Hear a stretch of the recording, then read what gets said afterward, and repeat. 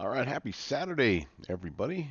Welcome aboard the Fine Air Cargo DC-8. We are down at Grand Turk getting ready to make a trip to Miami. Lots to do in this plane, as you know. Let's get started.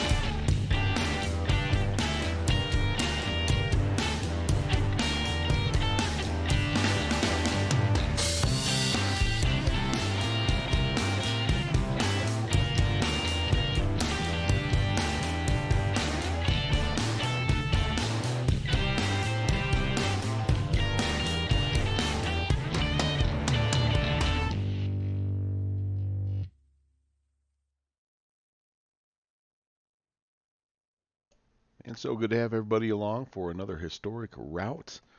Um, this has been a series that has been a ton of fun, and I'll get you caught up as we're in the air. But seeing as this plane does take a little while to get set up, I think we're going to just jump right in and get to it. So we're going to have to get noisy again. Apologize in advance for that. It is a necessary evil.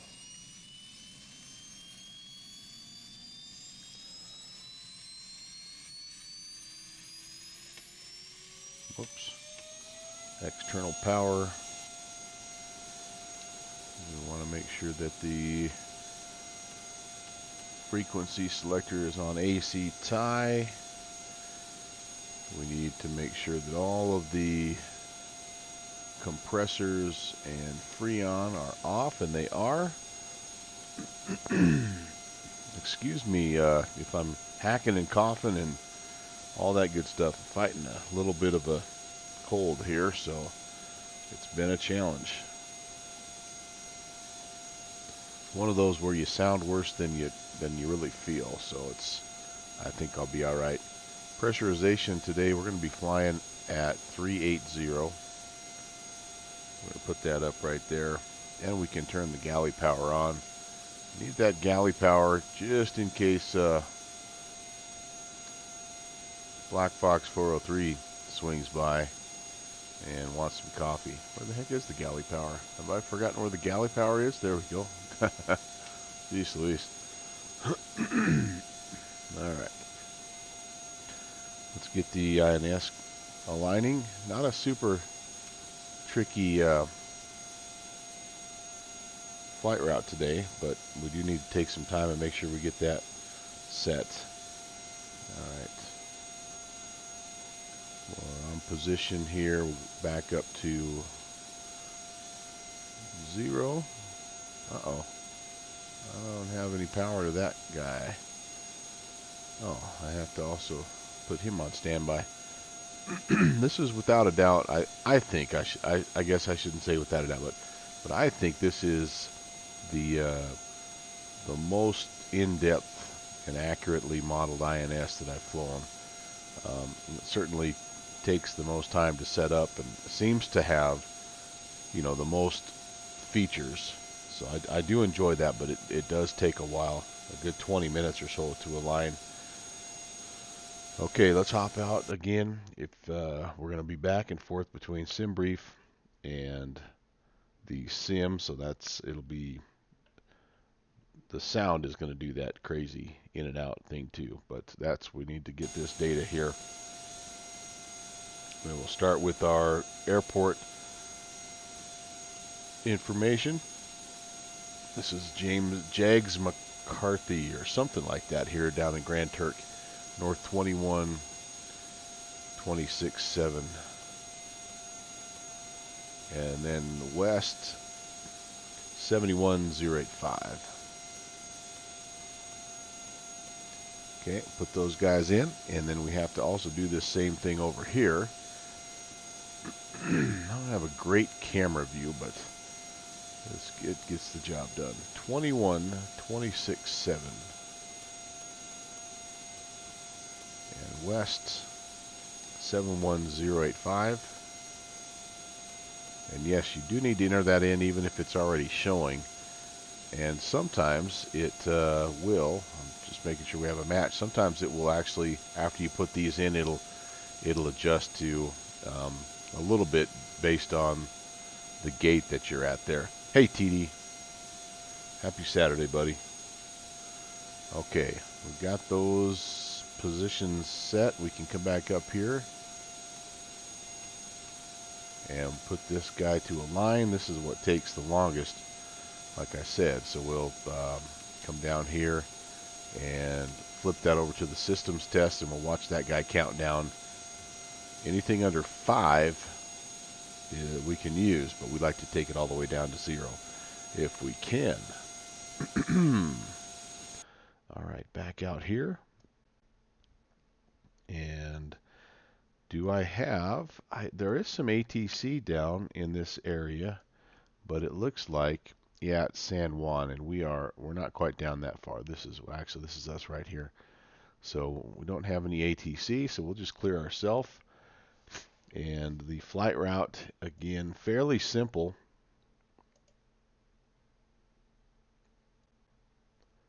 Let me show you what it looks like here. Taking off here from Turks and Caicos. Somebody told me how to say that last time, and now I've forgotten already. But fly past Providenciales up here toward the Bahamas, and then in on the oh gosh, what is the arrival? The Fowey 9, and actually it's got a little bit of a discontinuity here, but we're going to just go straight there. One of the actual clearances could have taken me just direct to the Fowey 9, and that would have been it. But I felt a little bit like that was, well, for a couple of reasons, not good. I'll maybe go into that here as we go. But all right, let's see. So we need to get some waypoints entered in here. We're going to pretend that we're cleared as filed. And so I have about 7 waypoints here, I think. And so the first one, we're going to go ahead and we're just going to put this in. I will turn that over to waypoint. We're going to do remote so that we can enter the information into both at the same time. You certainly don't need to do that. You can leave this on the left for your first 9 and this on the right for your second 9 if you want. But I like to have a little bit of redundancy, especially on this short flight. I think it tends to work a little bit better. So the first waypoint is Providenciales, Papa Victor November. That will be 21463. 21463. Insert fills both of those in. West 72160. Alright, those look good. Second waypoint for us is going to be the the REC intersection. 21504.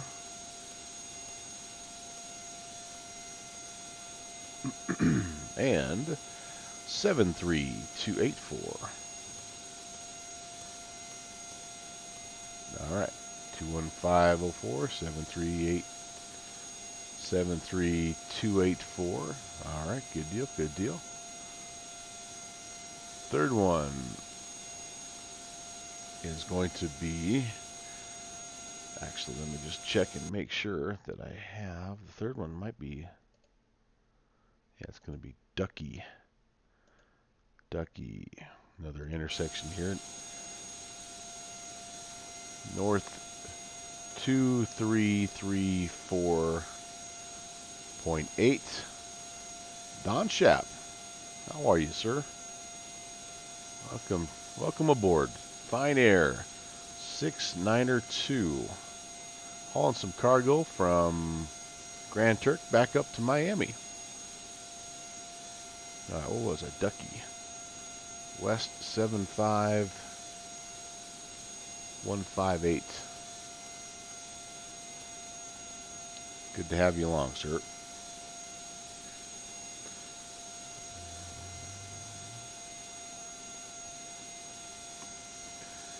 Let's see, after that, I think we could maybe go NASA. 4th waypoint.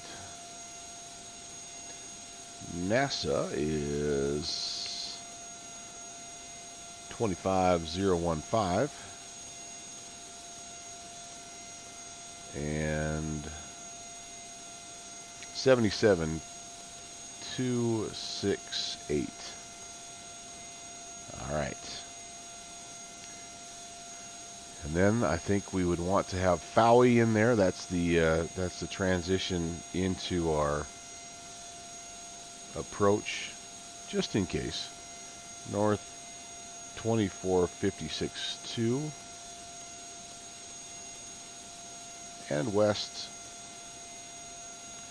79115.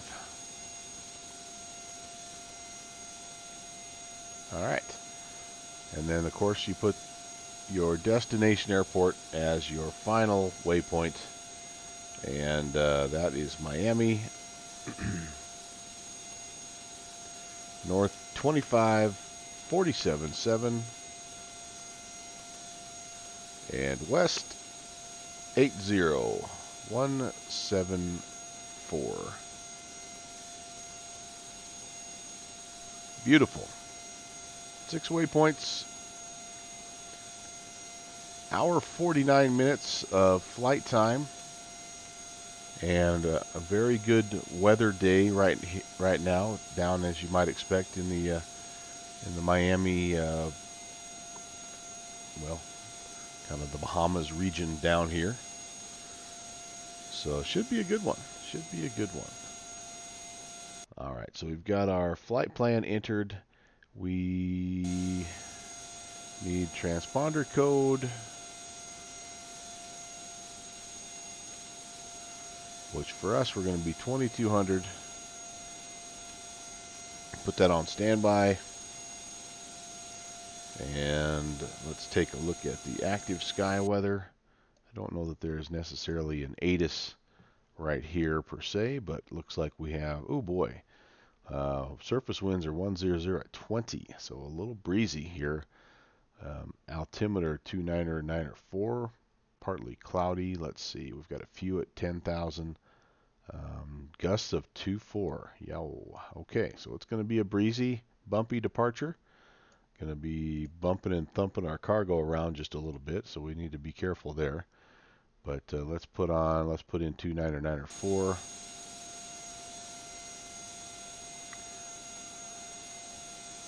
Get our yoke out of the way there. Okay, 294. And we don't have, there is no departure per se.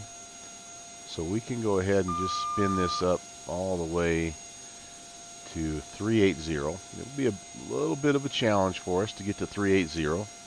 If you remember last time, we attempted to use the IAS mode, and it was a gigantic failure. I will attempt to use it again today, and we'll see how that goes. But problem with using IAS mode is that you sometimes end up climbing at like 200 feet per minute, and you never get up to 380. So we'll see. I guess I'm not going to make any promises, but we'll see. All right, so we've got flight plan enter, transponder code entered. We're on standby. Altimeter is set. We're ready to come up here, do some master heat. We can put, let's see, we'll turn everything on here. Windshield heat, we'll put that to warm up. And cockpit lights, don't really need anything just yet. We'll maybe hold off on that. I don't know, maybe, yeah, I'm really not seeing much of an effect right now. Pedestal lights, background lights. Yeah. Well, anyway, we can add those as we go. Um, fuel and payload, we do need to set that. Go to the payload manager again. This is an all cargo flight, so we can we'll pop in here. How much cargo do they say? How much cargo do they say, or do they say? Cargo. Oh, this flight SimBrief has given me data as if this was actually a passenger flight. So we're just going to have to kind of guesstimate here. I don't even know how far up you can go. 10,000, and we'll just max it out. So 20,000 pounds of cargo, block fuel. Usually do this ahead of time. I'm kind of behind the 8 ball today. You can tell I'm not feeling 100% well. So 21,000 kilograms. Anybody know that off the top of your head? Convert that to pounds. If you said 46,000 pounds, you are correct. So we'll add a little bit to that. We'll just round it up to about 47 or 48,000. That should get us there. It's pretty windy, so maybe we'll just make it an even 50,000, just to be 100% sure. Don was practicing landing in Category 3. Yeah. LPV approaches. Yeah, they are. Oh boy. Oh boy. Yeah, Cat 3, man, that's no joke. Nothing to mess around with, and definitely really, really fun to practice and important to practice those. It's been a while since I've been in a Cat 3 situation. Maybe in Boston, I think last time might have been it. One of the few times that I've used the auto land in the PMDG 737. Okay, let's get. We need to put some data down here. I'm just taking notes so that I can have all this stuff ready to go. The weight is 208. CG is 25.6. I've got all my reference material here. Yeah, I know, I'm that guy. I keep this stuff. I love this stuff. But comes in handy, right? Got to have all this. So not only do I need to know, let's see. So my max EPR, my toga essentially, for this particular aircraft, and we have, it looks like the temperature's 30 plus 30 outside. We're at sea level. So as I come across the way here, I see that's 187. Then I have max continuous climb, and that's going to be 158.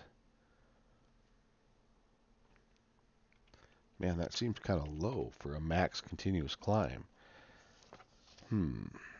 Sea level plus 30, 158. Well, we'll roll with it here. And then takeoff speeds. We're 208, pretty light actually.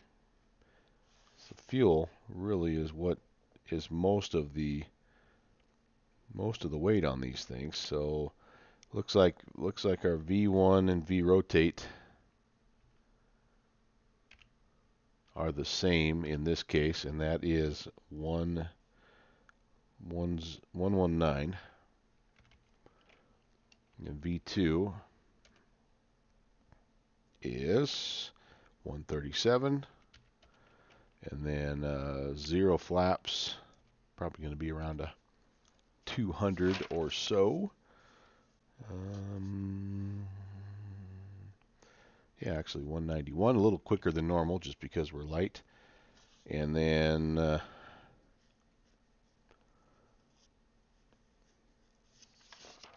if we have a Mach 0.78 cruise at 380 or so, we'll be looking at approximately a 170 power setting.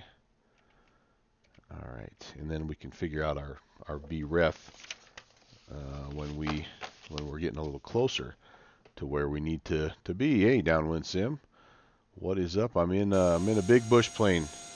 I think it's the de Havilland DC-8. No, just kidding. You know what I'm in. You know what's up. All right, and I'm flipping back and forth between screens so the sound goes in and out.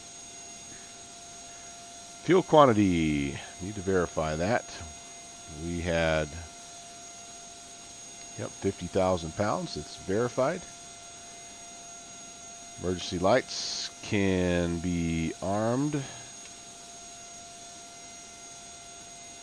Anti-engine ice, those are not needed actually for right now. Seat belt and no smoking signs will come on. Nav light anti-collision signs or lights will come on.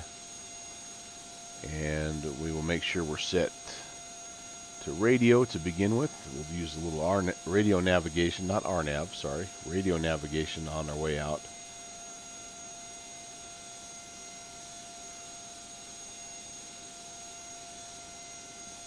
Anti-skid is kind of hidden away here, by the way. We're going to arm that. Parking brake, we're going to make sure that's set.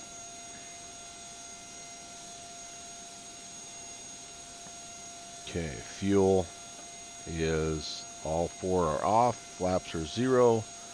Takeoff data is calculated, and let's start to put that in where it needs to go here. So again, our toga power we said was going to be 187, so we just spin this little reference bug up so that we know where to set the power on takeoff. And V1, VR, both 119. Pull that over like so.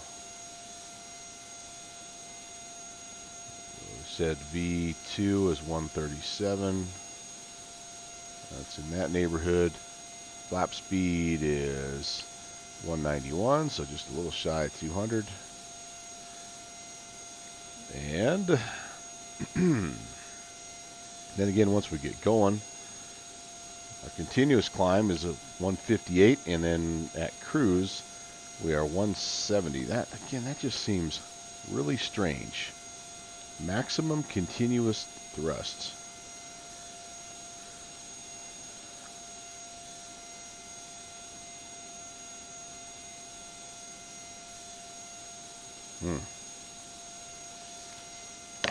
We're gonna have to just pay attention to that. That doesn't seem right, but that's what my chart is saying. So we'll stay with it.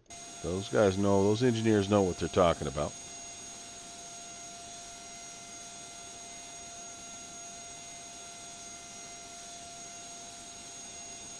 Okay, I need to do one quick thing here. We're going to do some navigation work on the sky vector as well. I do have the Navigraph charts going, but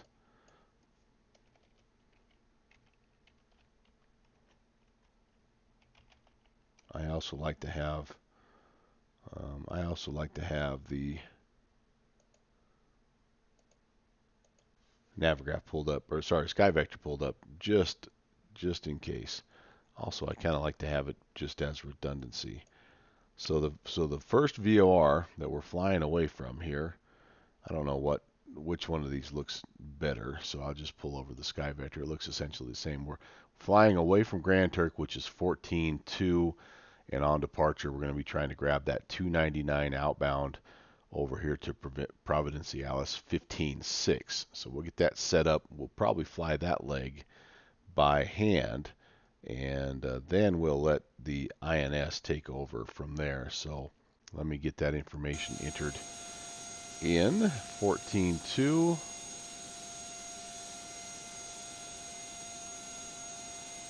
Don't know if there's a way to.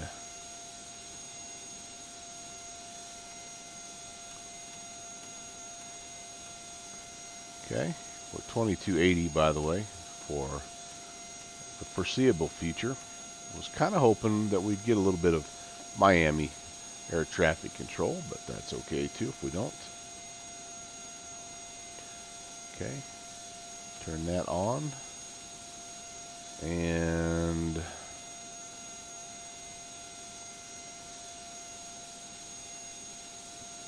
we said we wanted a 299 outbound course.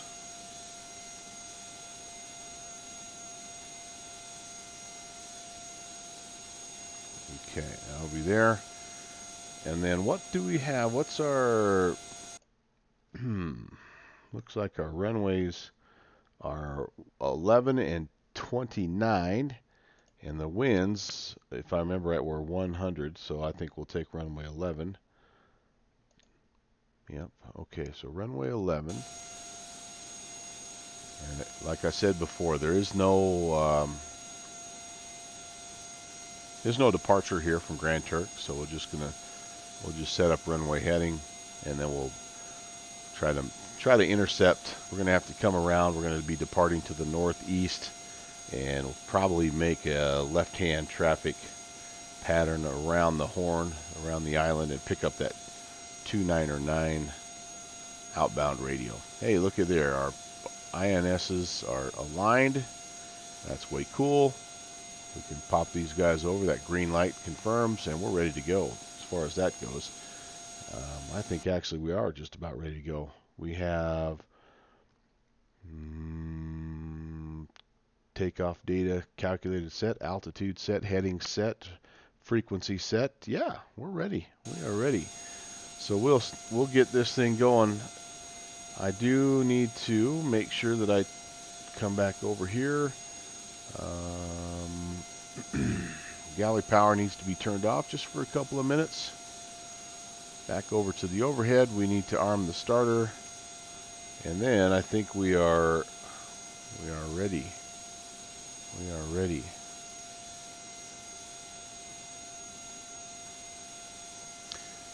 Okay, I'm going to do it this way here. It's a 3-4-2-1 sequence. So here's our starter. We were engaged. We come over here. We're watching. Whoops. We're watching number 3 spin up. We need to get above 17%, which we are. And when we do that, then we can introduce fuel. We'll keep our eyes on these gauges to make sure that everything starts like it should start.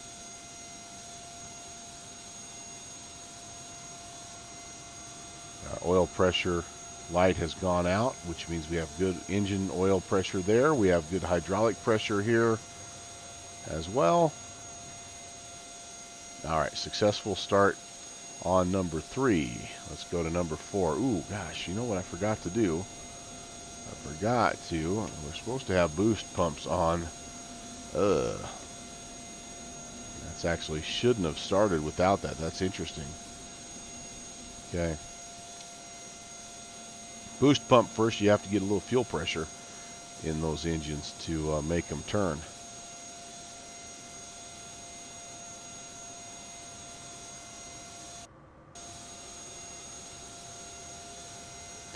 Just about ready. Downwind sim, he knows the drill. The first, 45 minutes is usually me just getting getting the plane started. All right, there's number 4 is good. Okay, here comes number 2.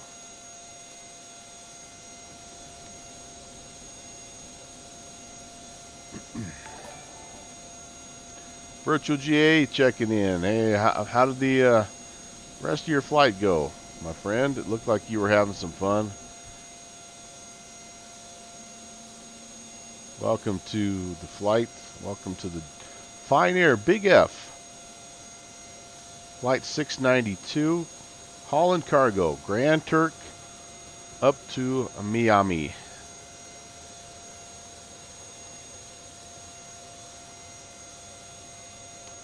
There's a good start on number 2 and number 1 coming on. Boost pump. Starter.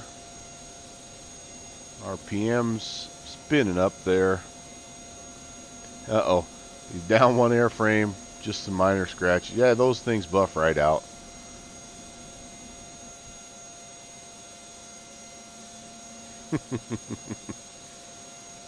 Oh no. Oh no. The gear doesn't come down. That's an issue.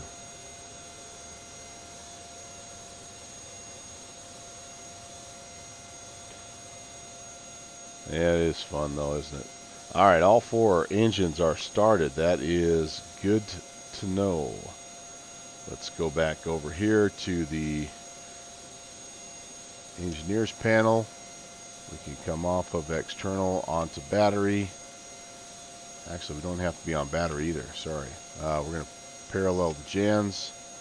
We do need to come over here and be on Gen 1.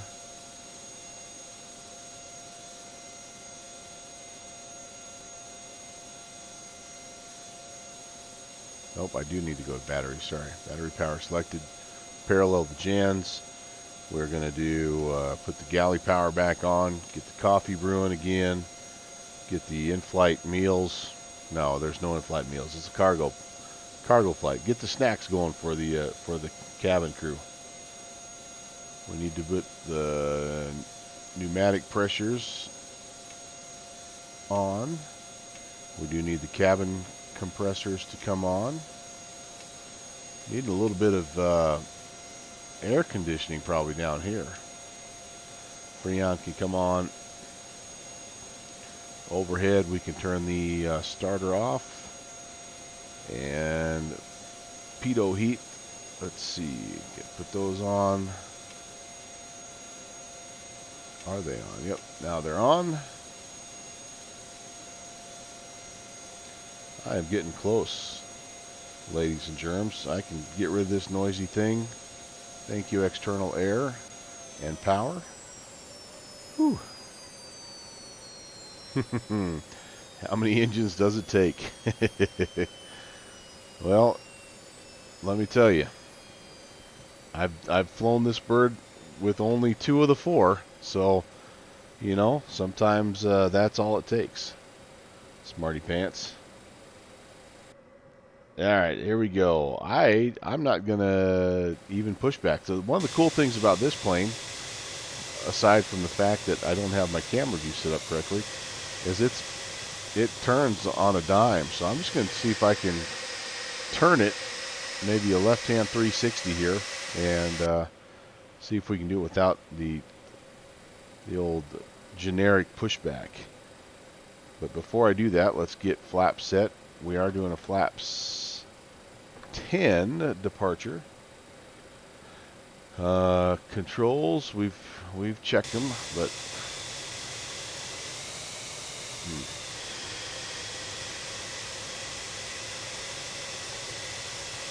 we'll just check them again real quick. Never hurts. And all right, altitude again confirmed. Set 380. Headings confirmed set. And it's time to squawk Charlie. Make sure that the pilot is squawking Charlie. It is. And we can turn our weather radar on. Terrain radar, really truly is what it is.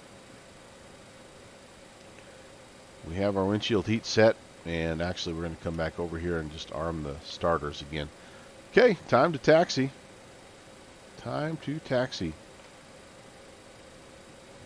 Turk traffic, Fine Air 682. We'll be taxiing to runway 10 for IFR departure to the northeast. Grand Turk. All right, let's do it. Let's do it.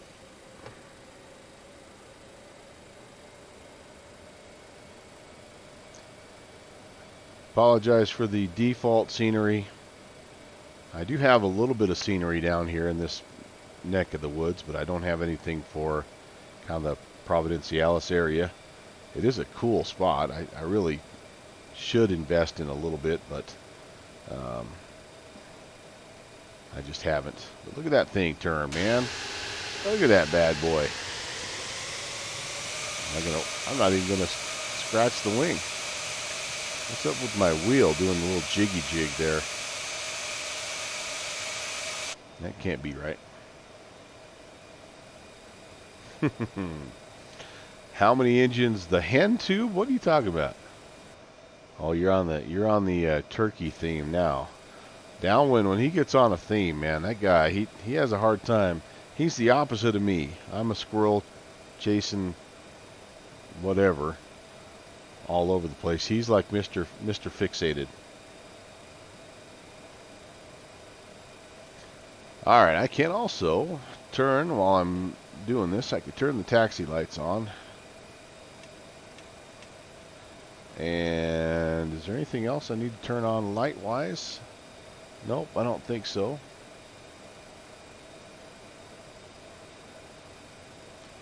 Just about there, my friends. This is a back taxi situation, so when we get up here short of the runway, we'll have to make another call. I believe that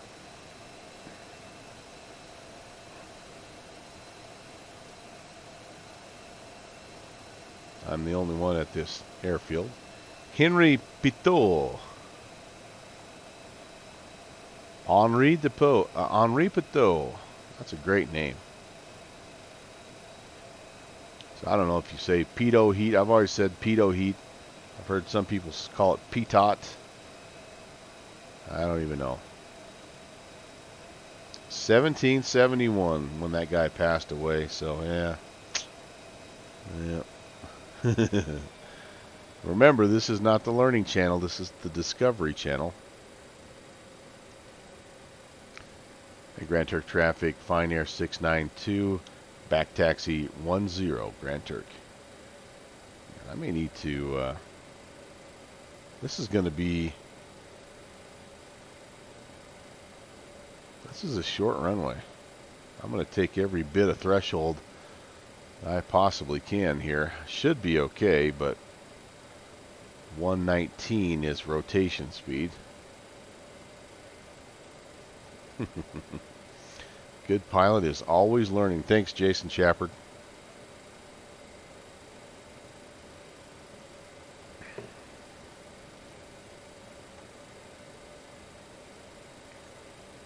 Virtual GA is schooled about the Henri tube.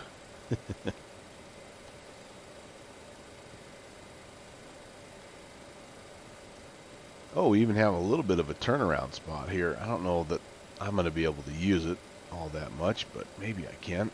Kind of come this way a little bit and get my nose in there.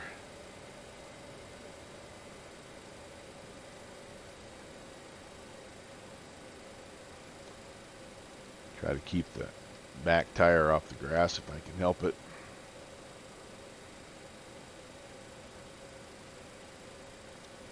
Oh, yeah, I think that's pretty darn close, my friends. Now let's let the tail come around and see. Yeah, we're a little bit off. That's not bad though. Okay. Final checks. Final checks. I need to do one thing really quickly with my chair here.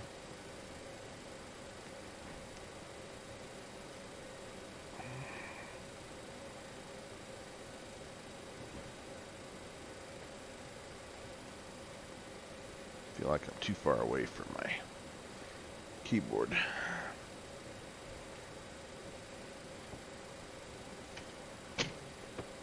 Logistics.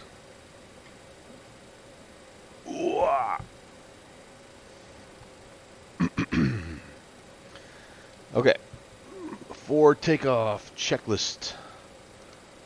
We're going to go lights to landing lights. We'll put the retracts on. Don't need the wing flood.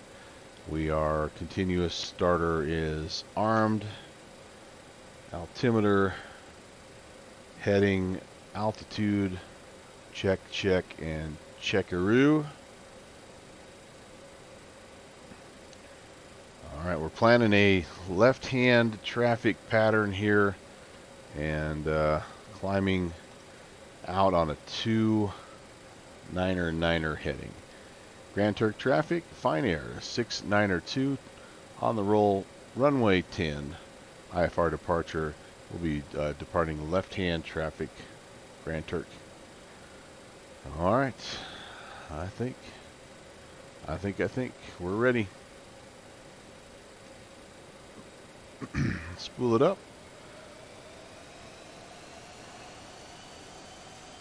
I see 4 good engines.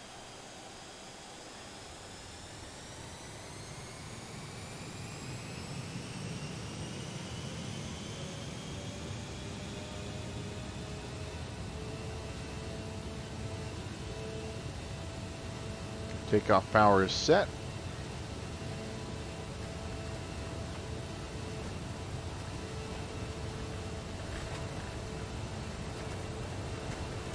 V1 and V rotate already. Holy cow.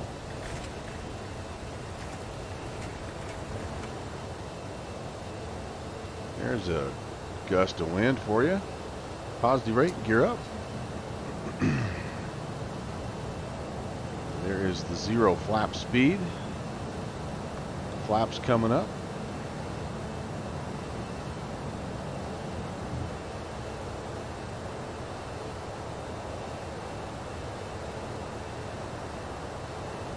We'll make our left-hand turn. Managing the speed with the climb right now.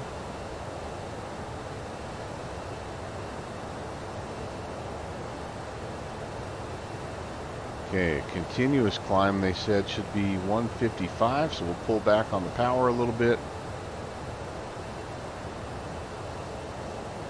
That's pretty close.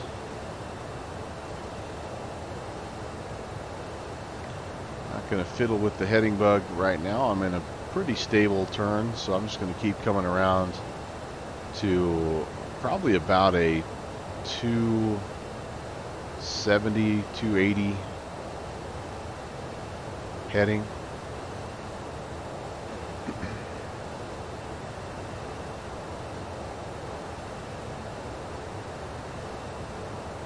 Not exactly a super aggressive turn, I know, but just trying to keep the speed below 250. You see the climb right now is 4,000 feet per minute. It's just crazy how much power this plane has for as big as it is.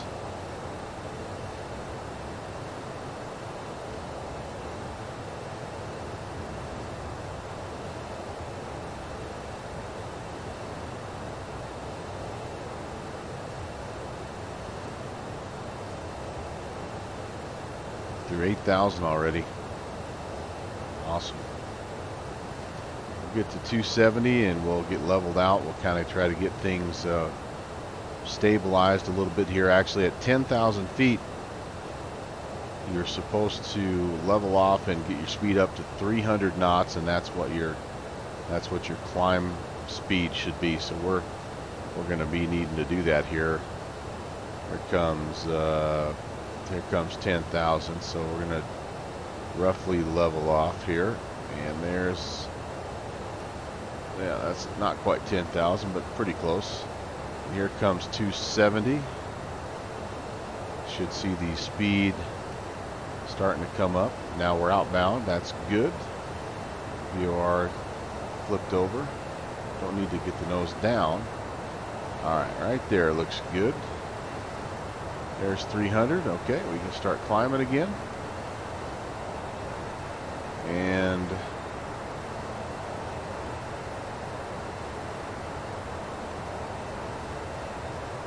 while we're climbing, try to maintain as close to 300 as we can for as long as we can. Obviously, once you start getting up above 20,000 feet, it's pretty difficult to do.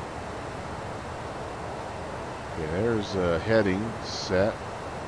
Let's do this. Let's turn on the autopilot. Let's come to heading, and then we can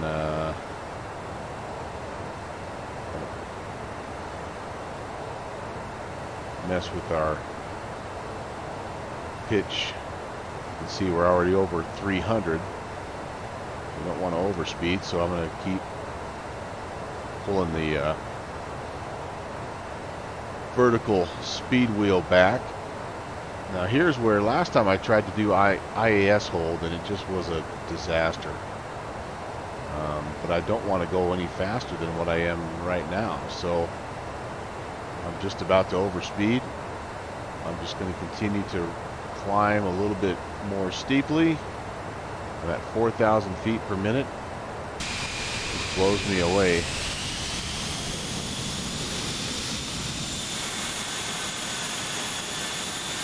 See you later, Grand Turk.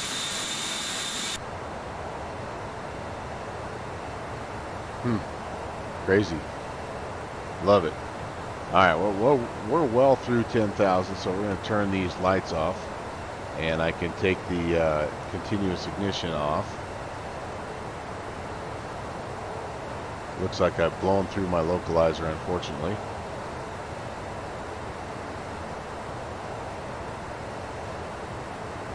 So we'll just make a little corrective turn here. And where do we need to be? Where do we need to be? How far out is Providenciales? 66 nautical miles. So this here is our DME counting away. And again, once we get past Providenciales, we will arm. Actually, once we get close to Providenciales, we'll arm the INS.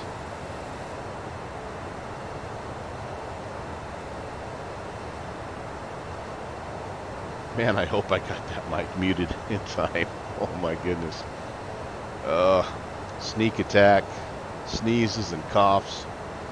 It's going to be part of the gig today. Oh boy. So let's see what else is going on here. Nothing. No, downwind sim is just Virtual GA has passed the schooling. Congrats, Virtual GA. Way to go, man. Okay, here comes our needle. So I'm going to go ahead and just pop this over to VOR loc mode and let that fly. Speed's coming down just a little bit as well here, so I'm going to attempt IAS hold mode. See, that's where it just doesn't want to hold for me. Alright, we're just going to have to use the vertical speed wheel. Bring things down. And we're already through 23,000 feet. 29902, back to standard barrel. And keep coming down. Don't want to get too far below 250 because it's hard to recapture your airspeed there. Alright, we're on that localizer. We're counting out 27. I do. That's what I've got right there. Titanium.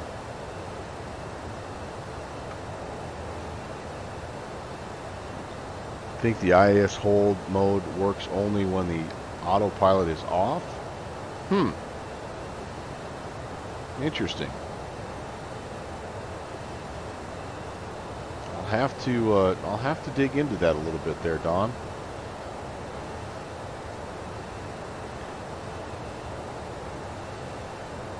Well, I'm fairly stable right now, but I will next time I'm doing some practice flights. I will try that.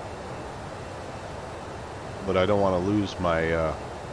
Right now, I'm on a pretty good stable heading. I've got pretty good momentum. I'm through, 260. So I think I'm just going to keep rolling with it right now. But that's interesting that would be.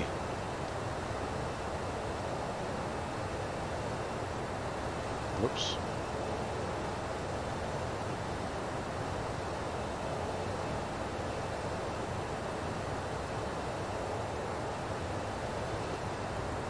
I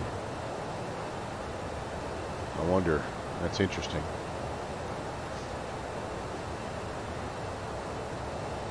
Well, we're gonna, like I say, we're gonna keep rolling with it as it is.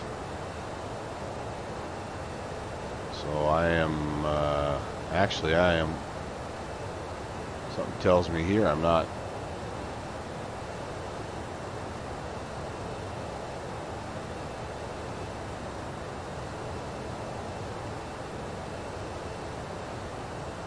Alright, so here's what, this did actually happen last time. Got way too high, way too, nose came up way too far. Okay, let's put that guy back in.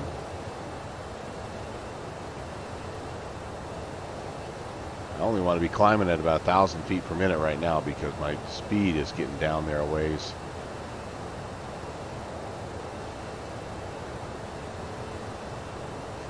Well, that definitely did something, because when I flipped it over to IAS hold, my vertical speed wheel, even though it was moving, it really wasn't doing anything to my, you know, the VSI wasn't really changing. So that's interesting.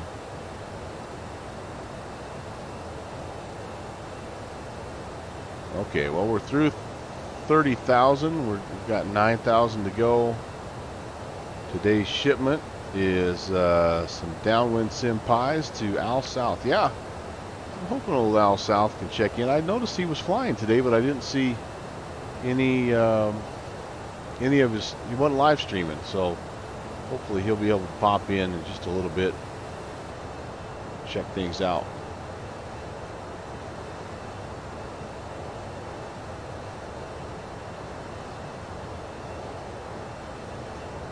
All right. Feel like we're doing pretty well. We're on track. We're 49 miles. We've got approximately 20 or so miles until we hit Providenciales, which is our first waypoint in the INS. And so I'm going to attempt to do something now. It's always a little bit of a shaky deal. Yeah, so we're a little off as far as that goes, but that's all right. We're gonna bump over here back into heading mode. We're gonna try to get on. So when you flip from radio to INS, you've essentially you're getting away from using your VORs, and now you're using your SIVA, and so that's why you see a little bit of a discrepancy there. And if you don't kind of, if you're not lined up, it can be pretty dramatic in terms of the course correction, which is what we're going to attempt right now. Okay, oops, over to auxiliary nav, and let's see how far it shoots me here to the southwest to get online here. Oh, the developer said it wasn't implemented on the DC-8 50. Oh, okay. The text in the manual on this one says the pitch selector switch is used to select various pitch control modes. Ah. So the switch will not hold in Mach or IAS. Alright, so no wonder it's not working. It's not modeled. That did actually dawn, because for the life of me, I have not been able to figure that out. So that's good to know. I wonder what's been going on, because I've been practicing it a little bit, and it, you know, it feels like it's working, but maybe it's not, and I just happen to be trimmed out just right to where it, you know, holds that speed for me, and I'm just kind of dumb luck type of thing. All right, well, regardless, here's where we're at. We're now on the SIVA. We've got, I'm going to go ahead and this is kind of how I like to put it. I like to have the left hand side be on the distance and time, and the right hand side be on the wind. Wind right now 313 at 2.8, and we are about 9.5 minutes. So it's already jumped from 1 to 2 on me here. Cool. Yeah, so I'm past Providenciales, and I should have, according to Sky Vector, about 70 miles, I think. 68 miles out here to the wreck intersection, which is our second waypoint. So that's all checking out. 283 is the outbound heading, so we can put that in here. See how close we are. And Providenciales, we need to tune that in here. That was 15.6. I don't have that tuned in quite yet, but that's good to have that as just a reference here. So yeah, we're on it pretty well. Good deal.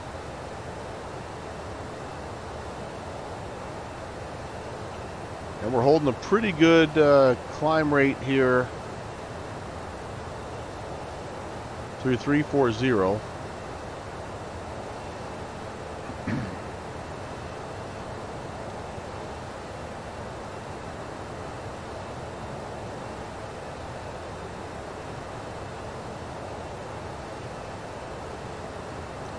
I have actually, now I'm going 187, and I should be, what did I say? It was like 150. I better check that. Continuous climb was 158. I haven't been paying very good attention to that. 158. Well, I'm going to leave it right here because I don't want to give that up. I might be working the engines just a little bit hard, but and then my cruise is going to be 170. So let's just take a look at that. Am I working the engines too hard? Well, it looks like the temperatures are awesome.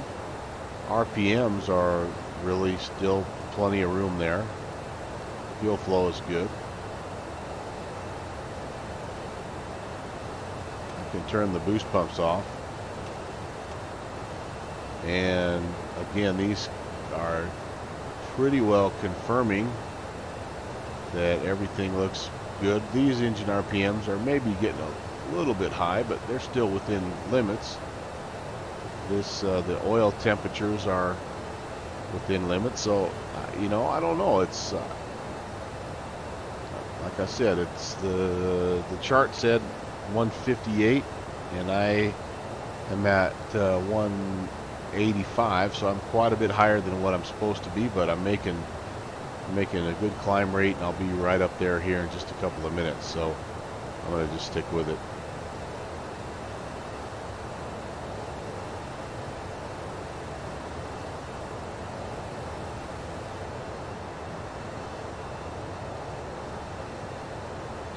We get up to cruise, and I'll show you kind of what's going on in the world. I'll also give you a little bit of a background on this series of flights.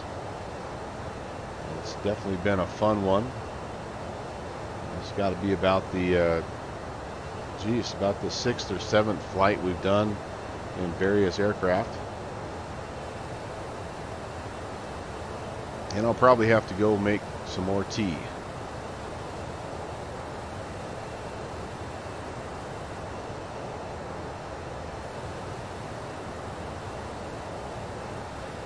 We are already at Mach 0.78.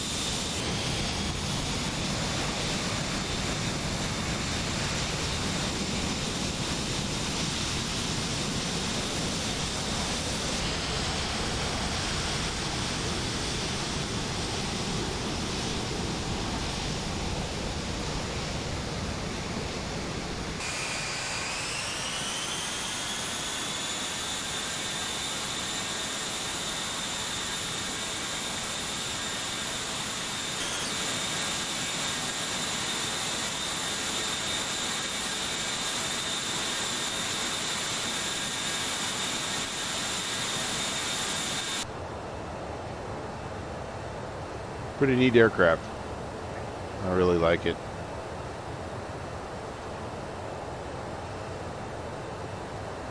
Here we come on 370. 1,000 to go.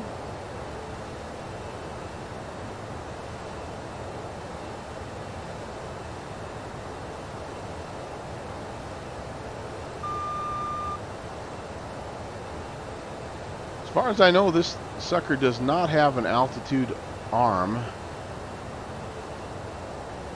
So you just have to kind of keep your eye on the altitude and your hand on the vertical speed wheel and level it off when it's about that time. So that's what I'll do.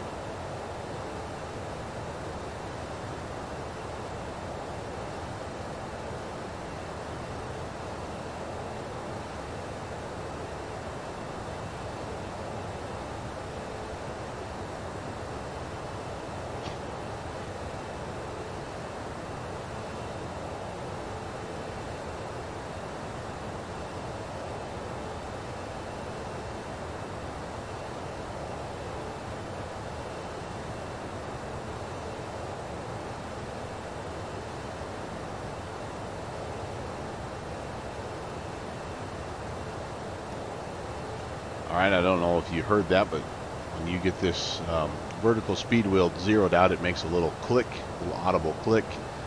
That should level out, and that's also our cue to back the power off to 170.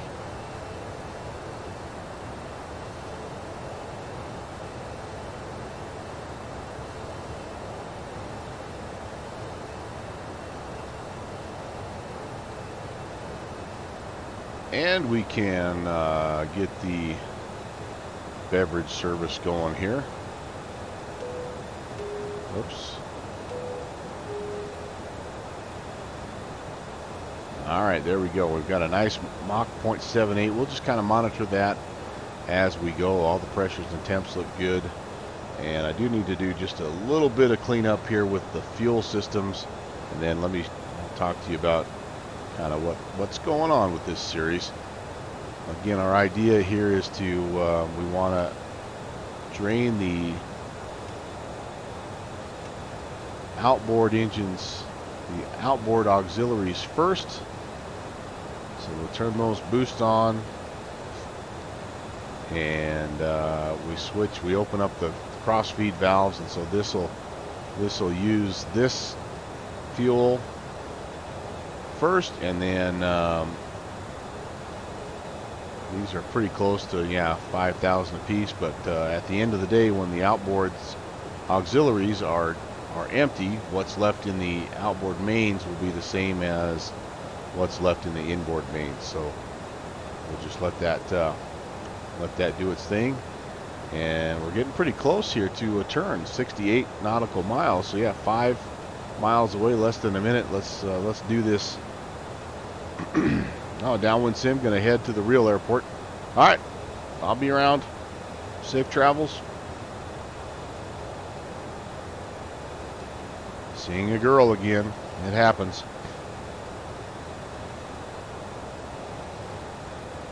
Okay, here we go. Right hand turn. Yep, looks like we're executing. We're right here making this turn up. This is a long leg here, all the way up to the Ducky intersection. So I'm going to lose radio navigation, and it's going to be all on the INS. But we should be heading out of there at oh goodness, what should we be heading out?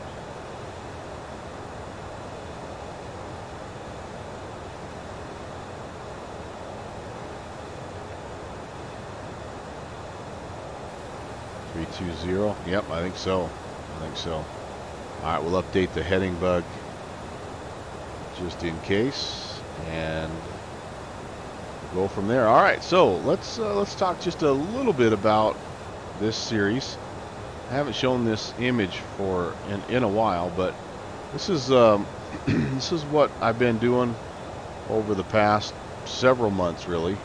It started with the Eastern Airlines L-1011, the Whisper liner, and we flew from Atlanta up to New York, and then we flew from New York down to Miami.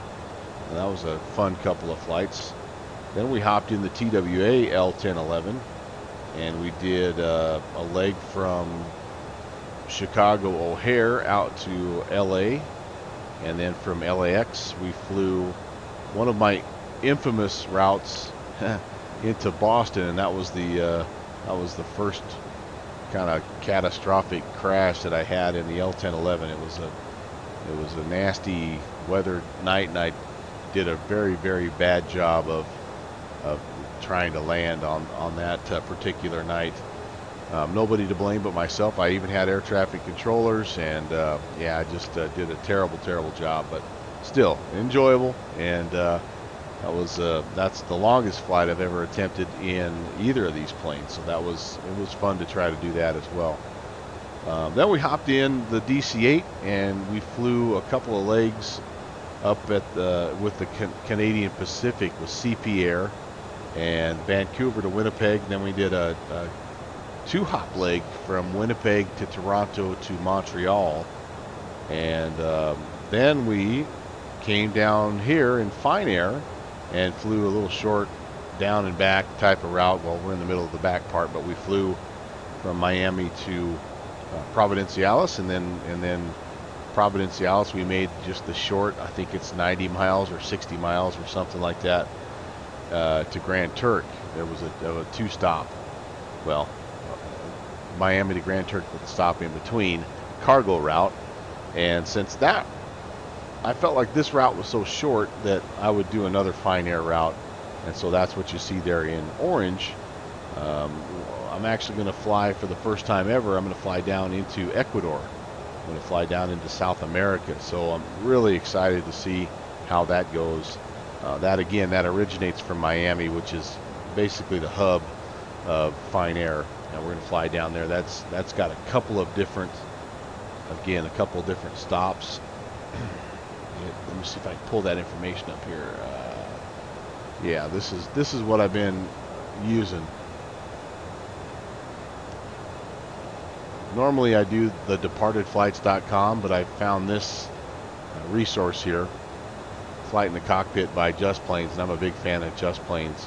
But you know, they have a DVD of some things happening in 1996, and this is so here's where we just flew this leg here in Fine Air 691, and then we're coming back to Miami on 692, and then we're going to go to Ecuador, and then it's actually it's another one of those short leg 30-minute you know, last leg there, but we're going to go Miami to Guayaquil, and then Quito, and then we'll flip it around and we'll come back Quito to Guayaquil, and then up to Miami. So should be fun. It's a double route for Fine Air, I know, and that's not what I've done with the other aircraft, but I just felt again like it was a chance to get down and do something a little bit different. And all of the DC-8 routes have actually then been ones that go out of the country. The first ones were up in Canada, and then of course we're down here, Dominican Republic area, and then down into South America. So that'll be kind of fun as well, and yeah, that'll be coming up here. Again, I do these probably once a month or so, and then I have a lot of other vintage aircraft that I'm looking forward to doing some work with as well. I do want to do some things with the DC-3. That's probably going to be next. But then I also have a 727-200, and I have an 737-200. I have a 727-200. So there's quite a bit of, I guess, fun still to be had with this historic route tour. And it's just really fun to go back in and, you know, see what those old routes were, and you know, just some of the things that they did back in the 70s, or even, I mean, Fine Air, this was running into the mid 90s, which doesn't seem that long ago to me, but that's been 25 years now. But the idea of making a little 30-minute cargo hop seems crazy in a DC-8, so I don't know. But yeah, the Cool Sky DC-9, I saw Dawn flying that looks awesome, dude. I love that. I love that kind of that light blue cockpit that they have, and so yeah, there's a bunch of vintage planes that are still out there that a guy could have a lot of fun with. So I don't rule anything out. I would love to just keep these birds going and keep a little bit of history going, and hopefully folks that have never seen one can see that they're flyable and a lot of fun in the meantime. All right, well, we are now up to cruise. We're doing really well. We are on track, and we're going to be, this is a fairly good leg, so it's a good time for me to go get some more tea. So I'm going to mute my mic. I'm going to hop outside, let you enjoy the sights and sounds, and I'm going to go upstairs and get myself some more hot beverage to drink. So I'll be right back. Give me about 5 minutes, and we'll talk to you then.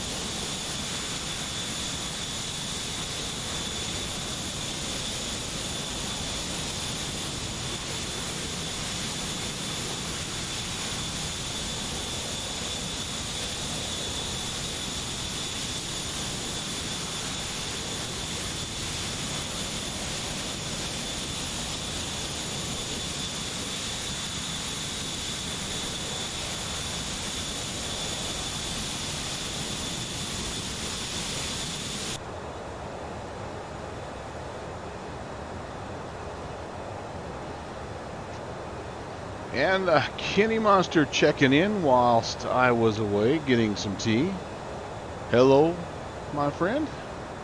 Happy Saturday. Hope all is well in your world. We're on our way up from Grand Turk to Miami right now in the fine air DC-8.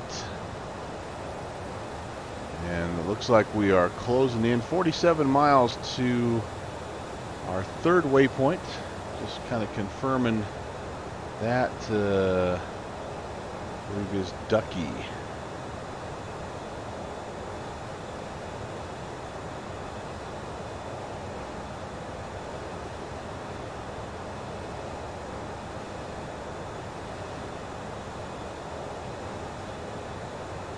Speed's crept up just a little bit here, but that's okay. If we get into Miami a little ahead of time, it gives me a chance to head to Al South's house, hang out a little bit earlier.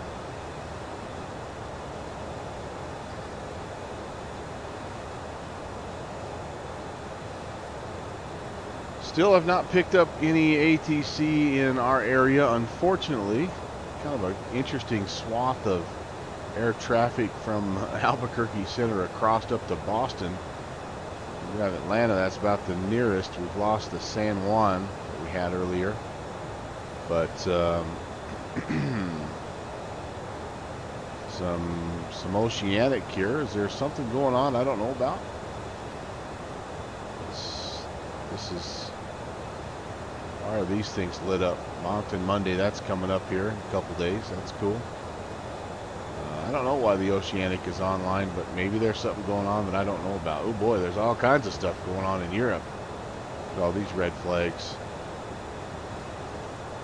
It's Milano online day. Ooh, cool.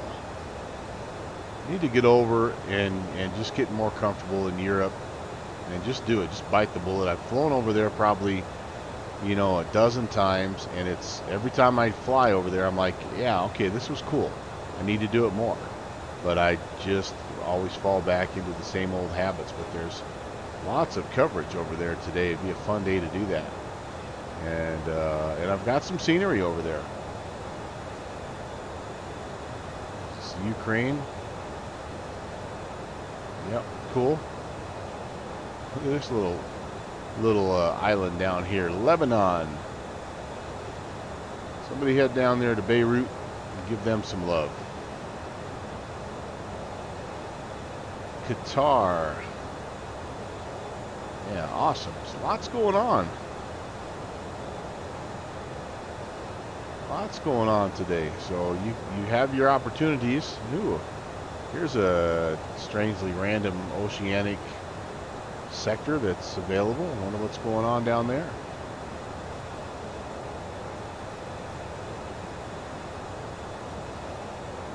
Saturdays are always interesting days in the VATSIM world, no doubt about that.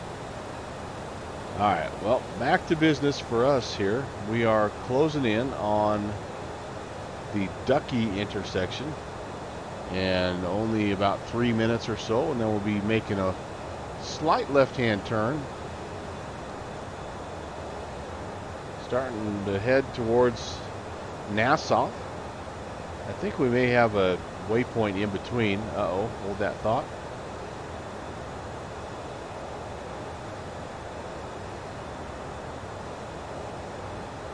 Goodness, goodness, goodness. I almost need a hotkey to mute my mic. I did have one set up that way once, but I kept forgetting to unmute it, and then I would start talking and no one could hear, and it was like, yeah, I'm not smart enough to do that. So I was not taking a potty break, Kenny. As you can see, I'm fighting a little bit of a little something here. So I needed some tea. I had to go up and refill. Got kind of one of these things going on, you know what I'm saying? A little bit of this stuff, kind of in here-ish. But I've been worried about coughing, which I have coughed a little bit, but the sneezes are the ones that are sneaking up on me here. Okay, 2 minutes. Making our turn. Probably heading Like I say, just a slight left-hand turn.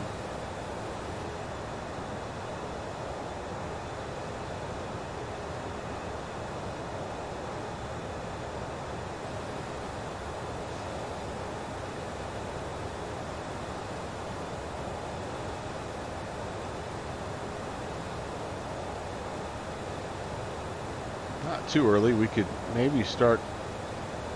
We'll wait till we make this turn, and then we'll start to get ourselves rounded around for our arrival. Start to think a little bit about that.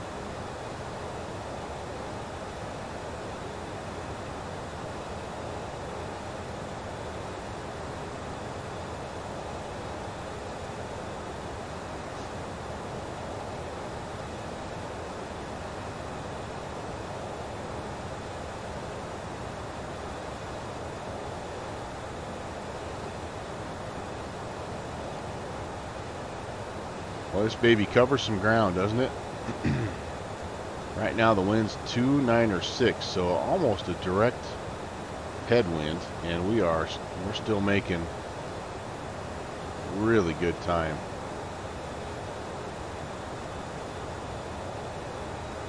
But that comes from being fairly light. I mean, I know I maxed out our cargo, and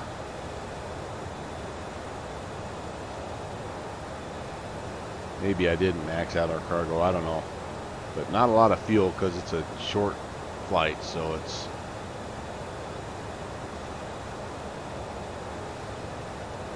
we're making good time. Here's our left-hand turn. Yep, there we go. 148 miles now, about 20 minutes to the next intersection.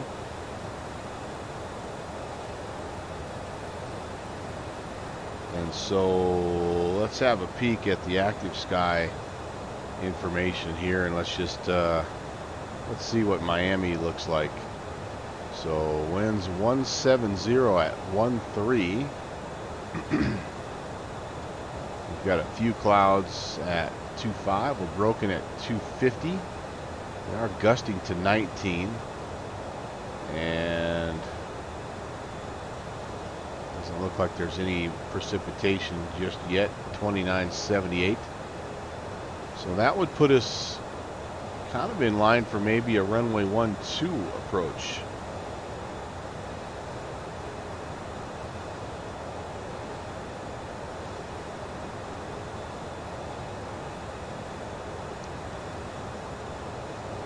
Which is doable for us. I mean, that's 9,360 feet, which is plenty. The only thing I don't know is if it's rated to. I mean, I think some of the runways are rated differently for different types of aircraft. You guys in the chat may know this better than me. But in terms of length, that would be plenty for us.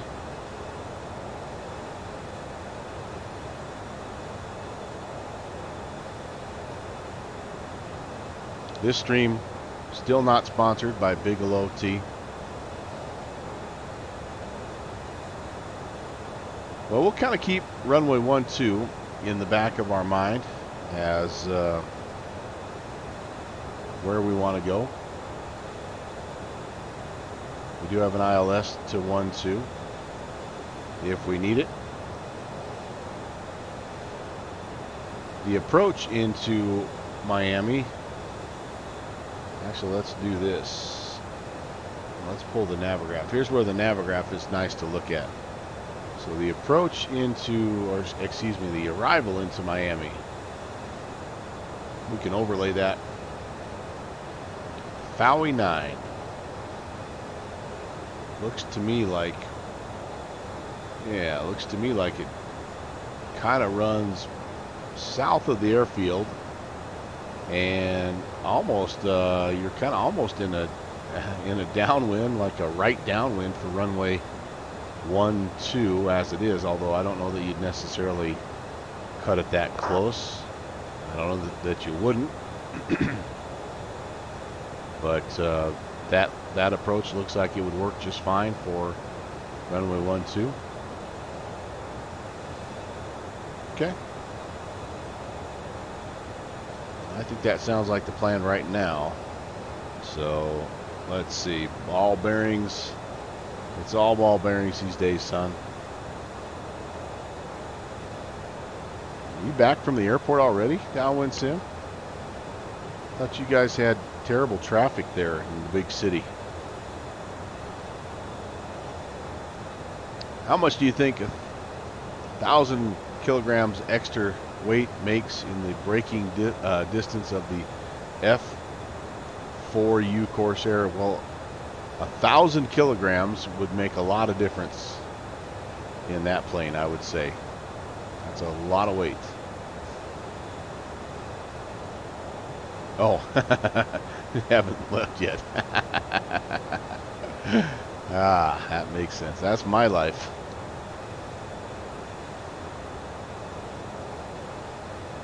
We are picking up a little cloud cover here, so that might make for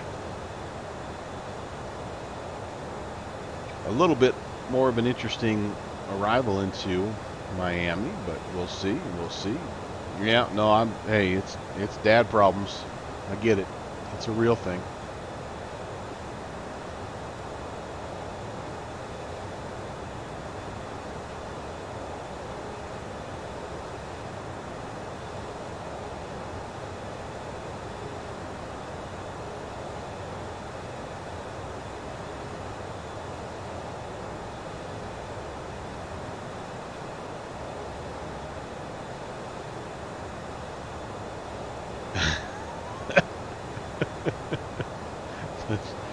Wait a second. I thought you said you're taking. Hold on. I'm confused. Gonna run your son, but oh, I see what you're doing there. Yeah, I got you. I got you. Okay. See you later.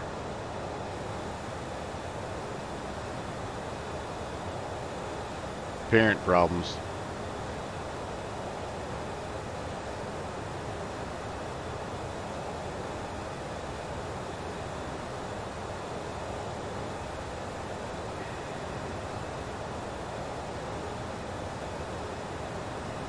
So here's where the INS is really nice, I think. And I don't know how you fly this particular route without it.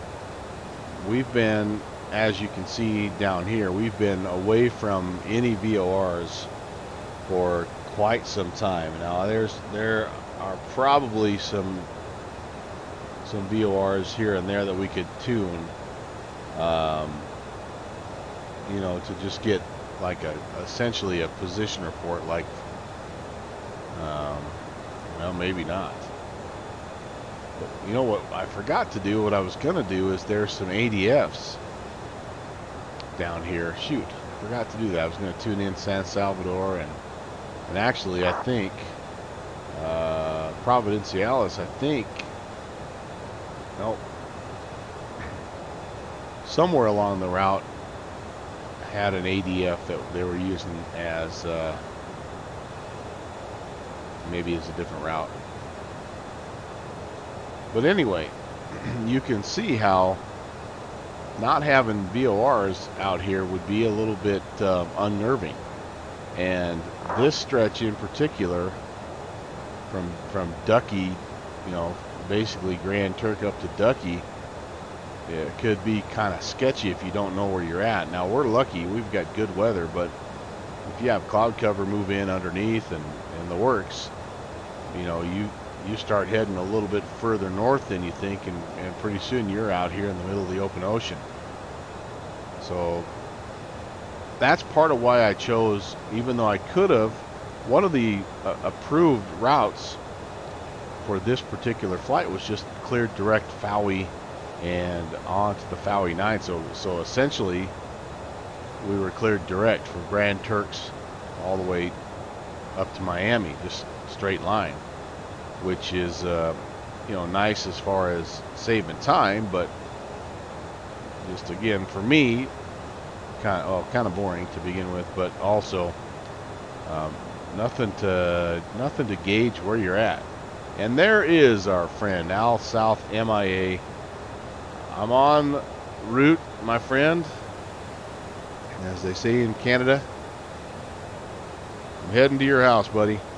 Flying from the Turks up to Miami. Have a Diet Dr. Pepper ready for me, would you?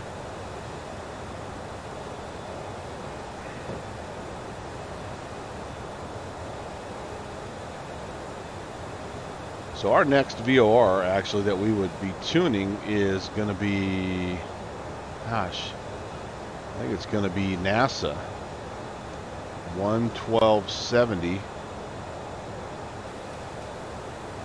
Might as well put that in even though we're going to be way too far away. Or are we? Or are we? No, we're picking it up actually. Okay, cool. 86 miles away. Oh, duh. That's our next waypoint. I'm paying attention. That's going to be, we're going to be coming in, according to SkyVector, on a 131 outbound. So let's get that track spun around here. 131 outbound is going to be right there. 310 inbound. So we're kind of on it right now, essentially, which is good. Which is good. So Al South, I appreciate the help in the King Air documentation. That's been a fun plane to get to learn, and looking forward to maybe breaking that out maybe next week, this coming week. We shall see. I might have to run a little bit of troubleshooting with you.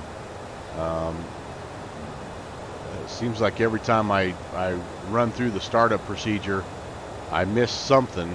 I get something out of order, and some system doesn't come online for me like it should. The FMS or the radios or the, you know, I don't know. I've enjoyed that. It's quite the process.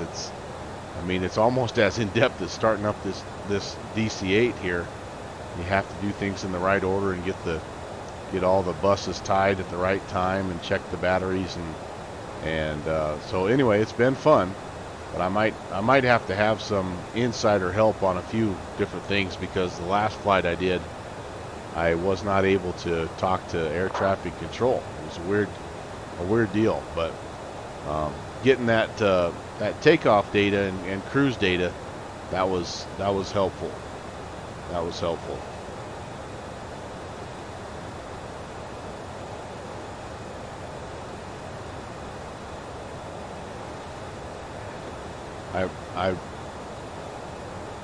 So my King Air 200, which is in P3D, I've basically retired it, and so I needed something, because I do like the King Air. I fly a lot of routes like that, you know, that's the perfect plane for. So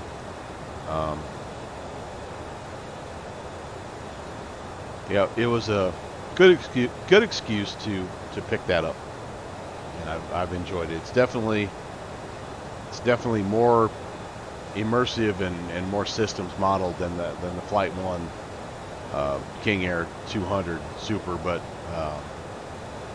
anyway, I don't have a whole lot of bad things to say about that Flight 1 King Air. It was awesome. It just kind of at a certain point, there's only so much updating you can do to old code before, you know, it's just not well, it just isn't efficient enough to run without stutters, and so that's kind of what I had to do, is just retire it. But this will be a good, you know, aircraft to essentially take the place of that.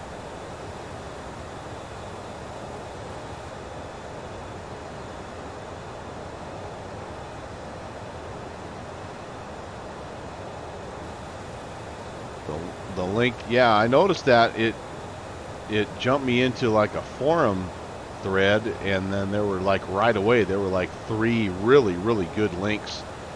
So I just downloaded that stuff, and I actually just dropped it into my aircraft folder so that I could reference it a little bit later on. I mean, I picked out the important pieces that I needed, but I like one of the things I saw that I really want to dig into is that whole power curve, and why you set the RPMs for 1700 or something, kind of for takeoff, and then you back them off right away to 1500 on the climb, and that's really interesting. That whole managing those turbine engines, you know, with power pitch and you know, the prop levers are mixture levers are really interesting. That whole idea, it's definitely something I need to learn more about. First aircraft Al South fell in love with was the default King Air 90. Yeah. And I've heard that's a solid bird. I mean, really, truly.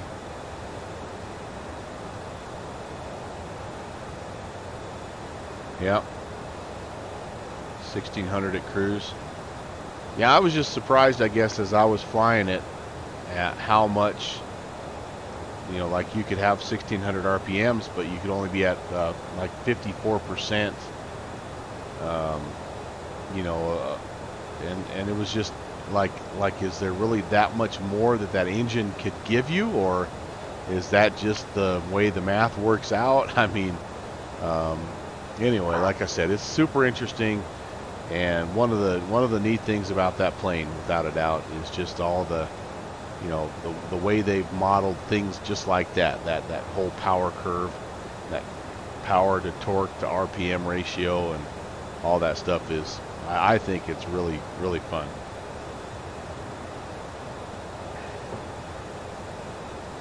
We are 44 miles to Nassau. At Nassau, we are going to be making a turn 273, and we need to start thinking a little bit about our arrival. Now, the arrival itself, let's just take a look here so I can make sure we don't have any altitude restrictions that I'm missing.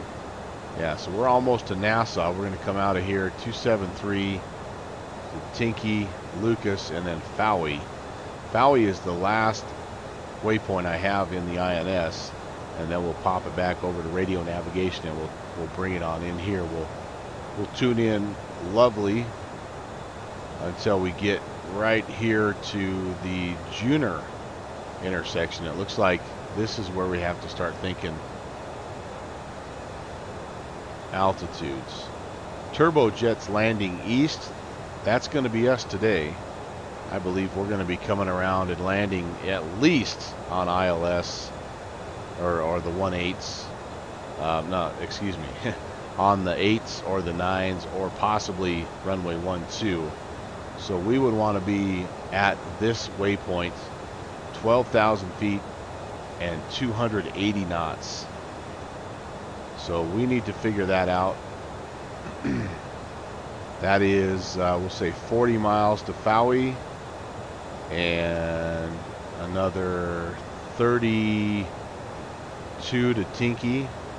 So that's 72 plus 52. 72 and 52, 124. So from Nassau to this point is 100, we'll just say roughly 120 miles.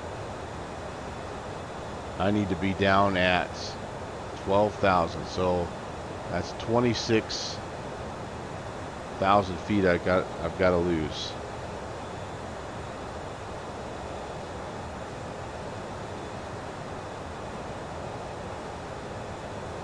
Let's see how far out I need to be. Divided by, we'll go up 3.5, so 74 miles out is when I need to start that descent.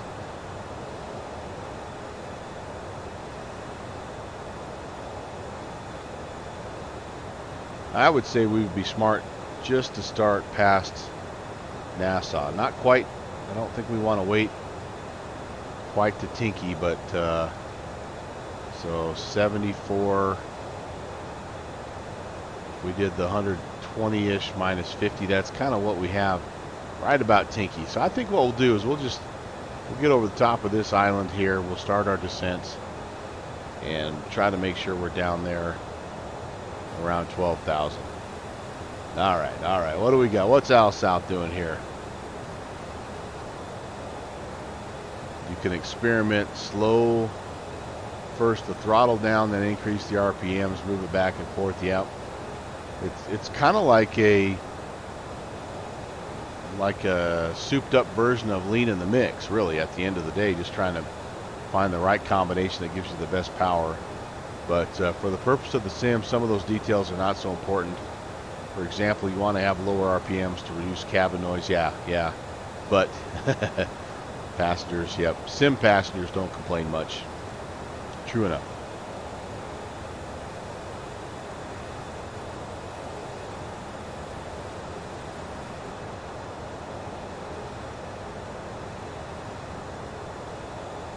All right, so if Nassau is about 120 away and we need to be descending by about 75, we're going to go ahead and let around 50 miles pass after we go through Nassau, and then we'll start that descent. Again, this thing, if you remember right, this thing is a glider. This thing does not like to give up altitude. And so it takes a while to bring it down. Speaking of coming down, let's find the ref numbers here. My weight's 193 now, so we'll say it's going to be about 190 probably when I'm landing. So that would be flaps 35. I've got a ref speed of 132.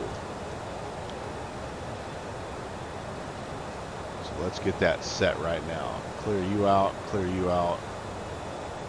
Flap speed, zero flap speed is going to be the same, but 132 will be the ref speed. Kind of right there. Okay, good deal. I can put the charts away for now. Something about having just good old-fashioned paper charts. Still kind of cool. Even though I have most of my other stuff just on digital. Okay, we are past. Are we past? No, not quite yet. We're still 3 miles away. There's our turn. Heading towards Fowey. Heading towards the initial entry, the transition into the Fowey 9 arrival. And again, we're going to let this go past about 50 or so. I'll probably chicken out and start the descent more like about 30-ish out, just to give myself a little bit of a buffer zone.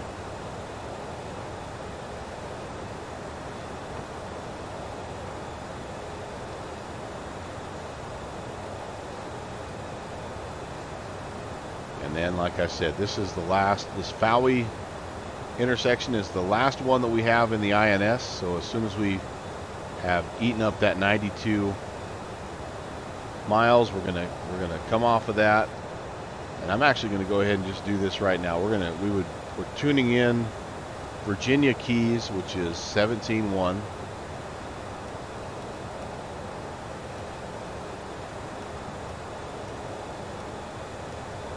And yes, I know we've lost our DME, but that's okay. We'll tune in NASA on COM 2 or NAV 2. So we have 12.7 over here.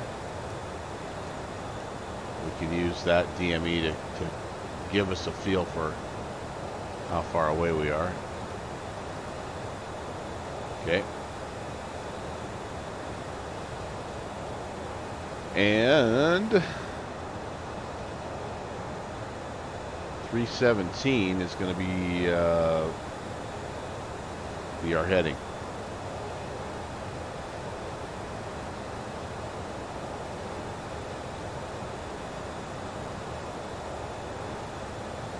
All right, we're ready.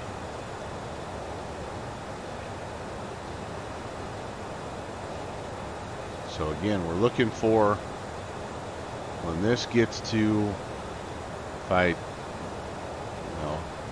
no more than 50. When that gets to 50, that's when I should already be started down.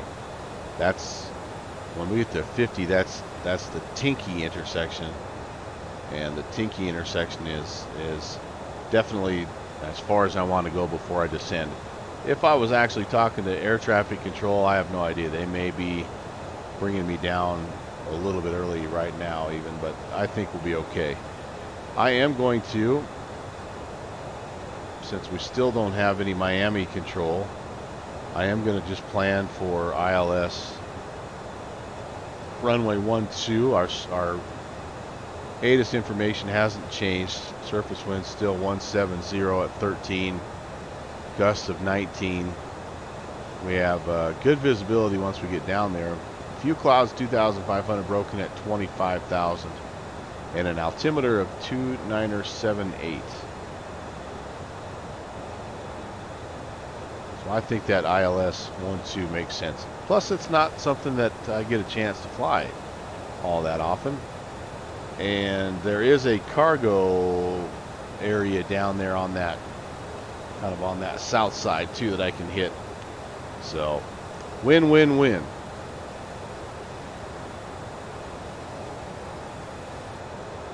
I do see that it looks like Orlando has popped, or Jacksonville has popped in. That's cool.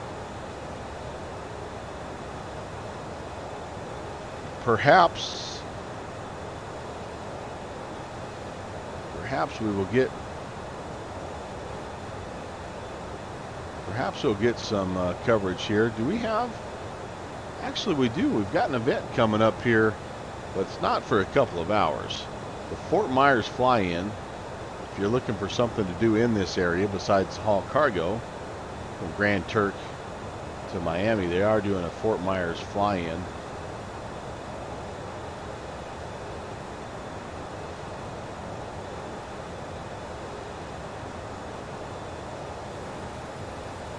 So I would expect things to heat up as they always do on a Saturday night.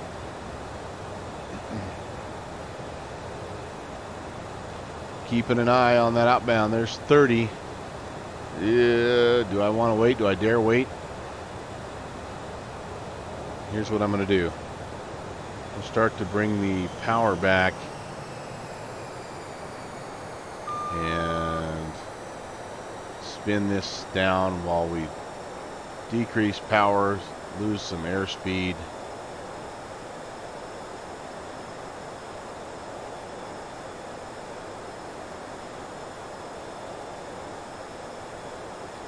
Alright, and now we can start kind of heading down here at about 2,000 feet per minute is usually what I go for. Just kind of watching the vertical speed indicator. There's 2,000. Now we'll start coming down here again with the goal of being at 12,000 at that Juner intersection. And Juner is 27.9, so 28 miles from the Virginia Keys VR. And that's what we have tuned in right there. So we said we needed about 70 miles to drop that much altitude, and we're giving ourselves about 90 miles to do that. So we should have plenty of time and don't have to be in a hurry.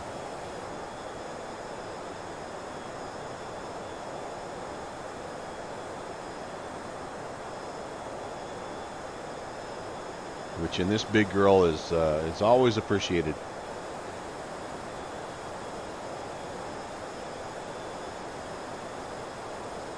$54 miles. That gets us to Fowey, and again after Fowey, we will hop on heading mode and we'll start tracking towards Virginia Keys, and then that's when we'll pop this from INS back over to radio, and we'll just start using our VORs to help guide us all the way in.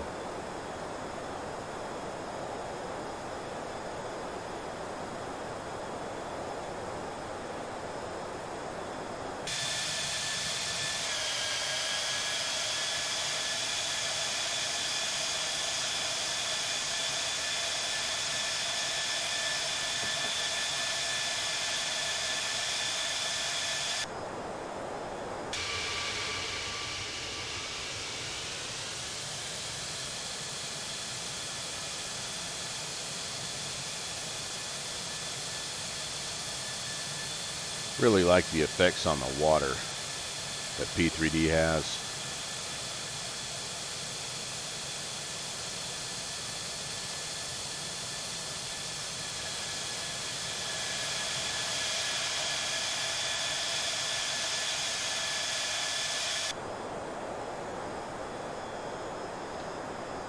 No kidding, Al South. That's awesome, man. What did she do?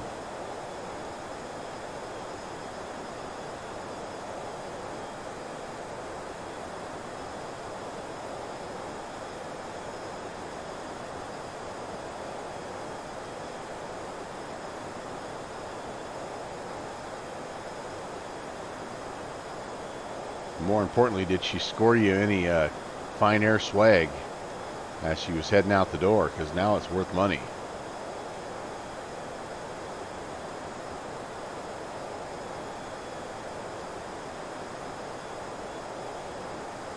Avionics engineer. Wow. That's awesome.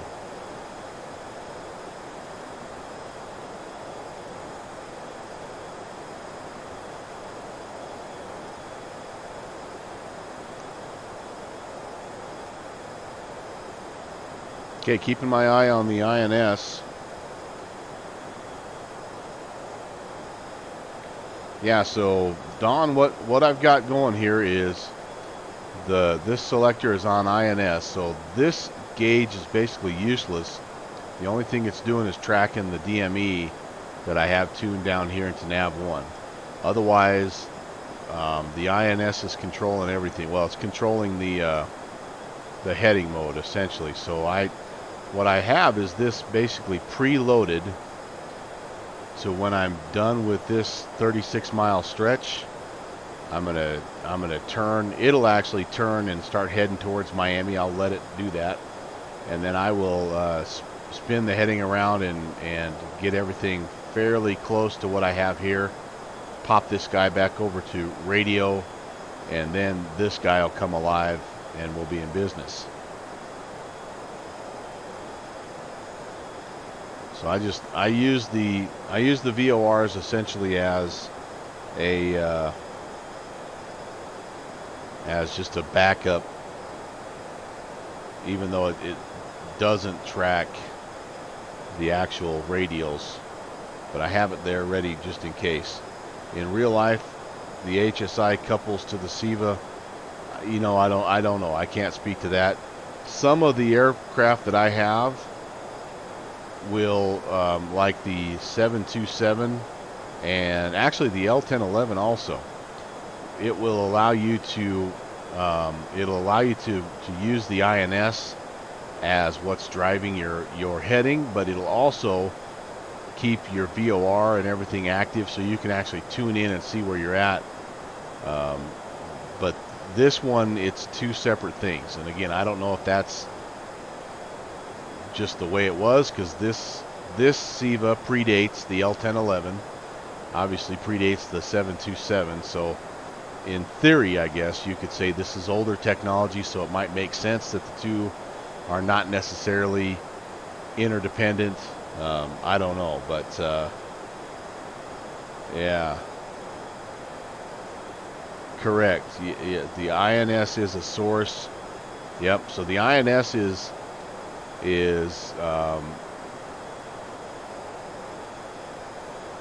yeah, it's heading to a latitude and longitude that right now it doesn't matter to my VOR,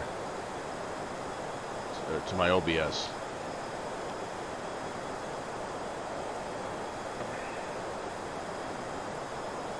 Correct. Correct. I believe that's correct.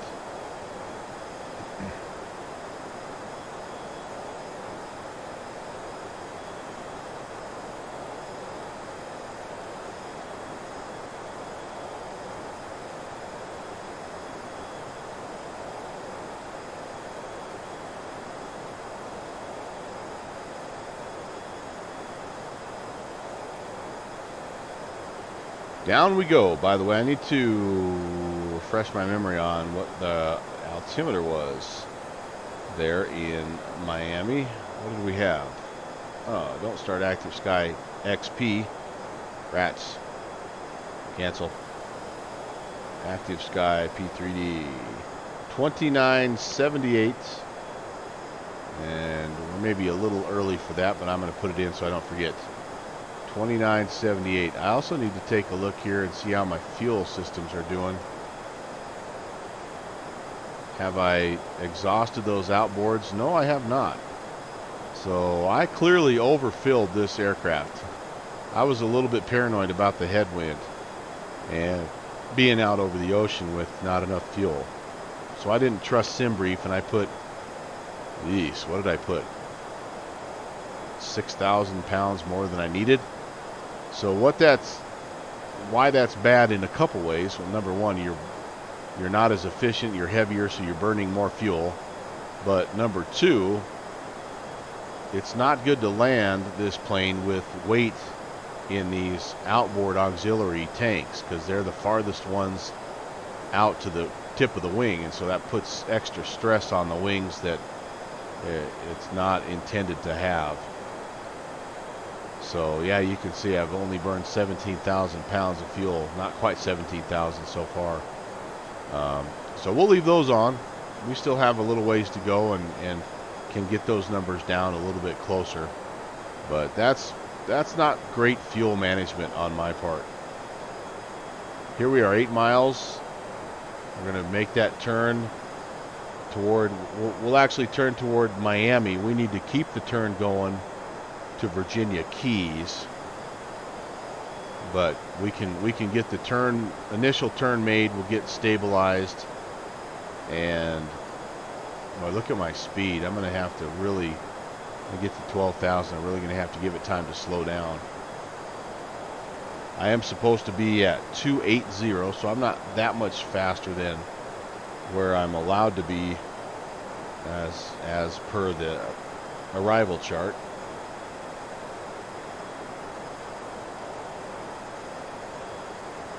But I will have to manage that.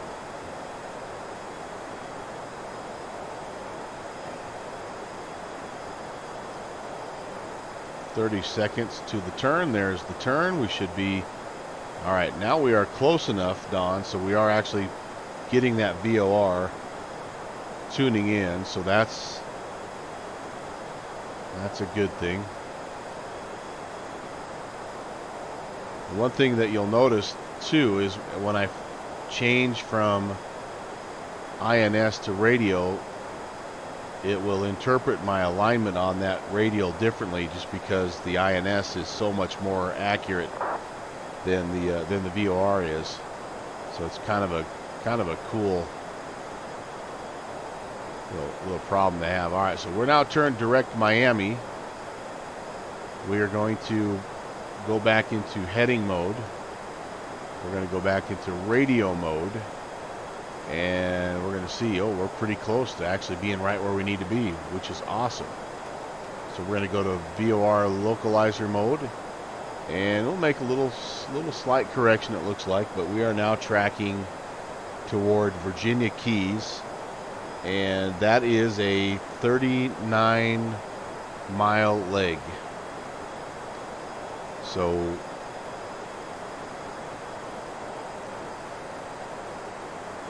grand total, it's 71 miles, 71 and a half. So when this gets down to 32, that's when we're ready. We'll kind of make that last turn.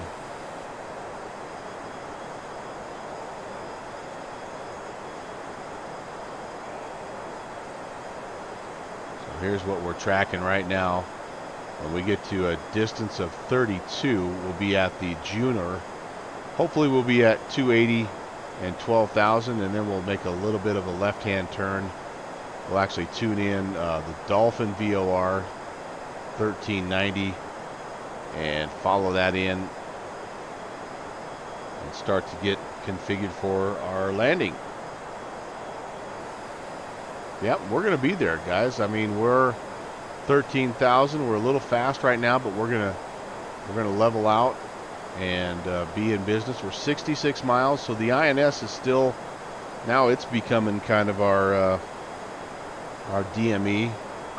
65 miles away from the airport. There's 1,000 to go. Again, I always have to remember we do not have altitude select here, so I've got to be ready to level off here in 500 feet, and then we'll let the speed start to come down. Hold it at 280.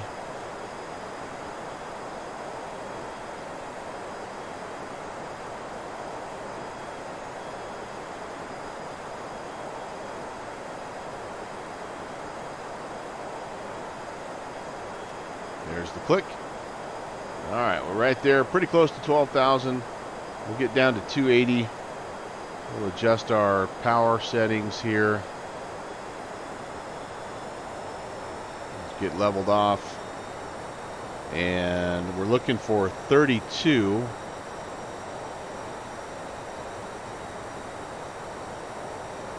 And at 32, we make, like I say, a slight turn to 310.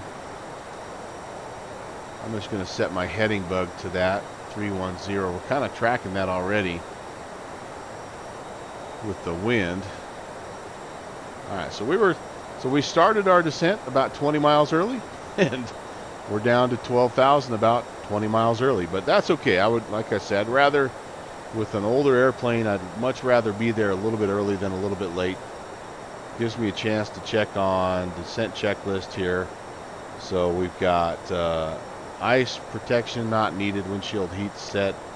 Oh, the other thing we forgot to do, we need to go ahead and get everybody back in their seats. Should have done that when we started our descents. The barrow set approach, we could brief the approach. Speed is dropping a little bit here. Let me just give a little more power. So runway 12, let's talk about runway 12 real fast here. It looks like we've got a localizer frequency of 1089, approach course of 124. We are going to fly a right-hand traffic pattern into runway 12. We're going to take it well past so that we can pick up the GL, the Gloria, as this fix, and then we'll be all set up by the time we hit the Piana fix. We need to be down to 3,000 feet for that, so that'll be what we work on next. If we do need to go around, we climb to 800 and make a left-hand climbing turn to 3,000 out to Virginia Keys, where we will hold.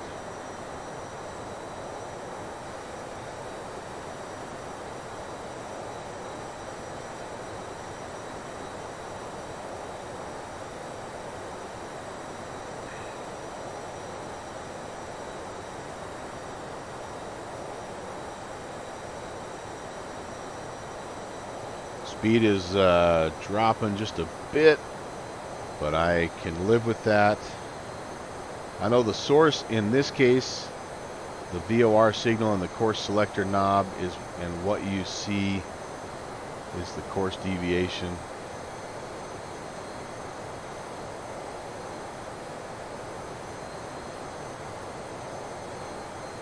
Yeah, there's still a bunch. You probably know much more about this INS than I do, Don. I'm still learning, but my rudimentary knowledge of this particular aircraft, is kind of what I explained. That's the best knowledge I have right now. It could very well not be correct, which wouldn't surprise me, but it gets me from point A to point B, and in a fairly efficient manner. Whether I can do anything after that is a whole other story. So I'm getting ready to jump back into heading mode. Again, we're looking for 32 miles.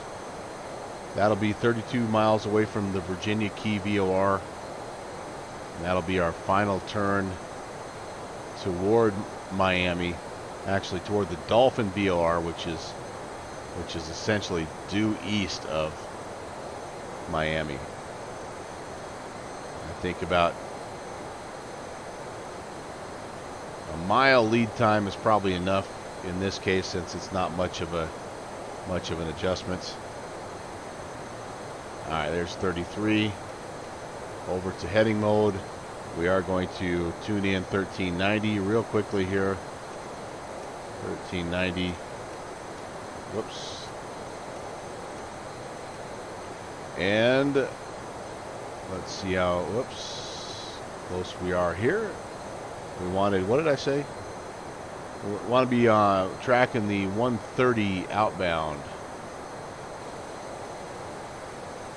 So that is right there. Yeah, we're actually not too bad. Okay, so we'll engage the VOR localizer. Sorry, navigation mode. And this should be counting down now to Dolphin. Very good, very good. Okay, it's time for us to start descending.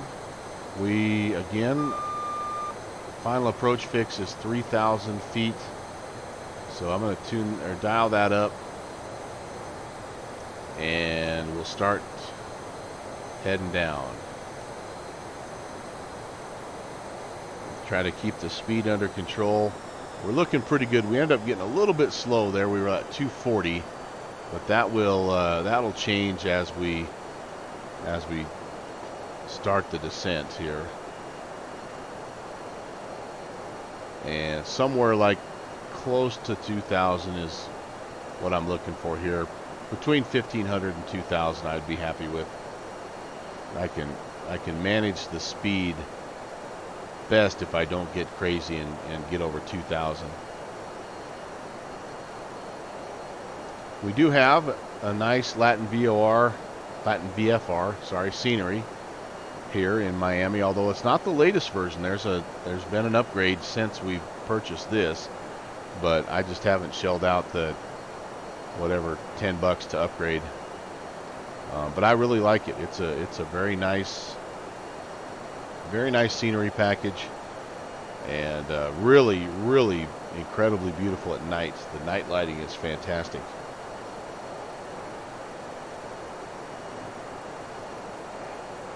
Yeah, there's our speed just creeping up on us a little bit. I'm just pulling the power back to almost idle here just to keep speed under control. We're below 10,000. I need to turn on my landing lights. Outboards can come on, and I need to put my ignition auto arm. I need to arm the ignition. And I better check my, boy, I'm way too much, but I need to at this point in time close this down, turn the boosts off. Yep, over 1,000, 1,200 pounds of fuel out there in the wingtips. Not good. Not good.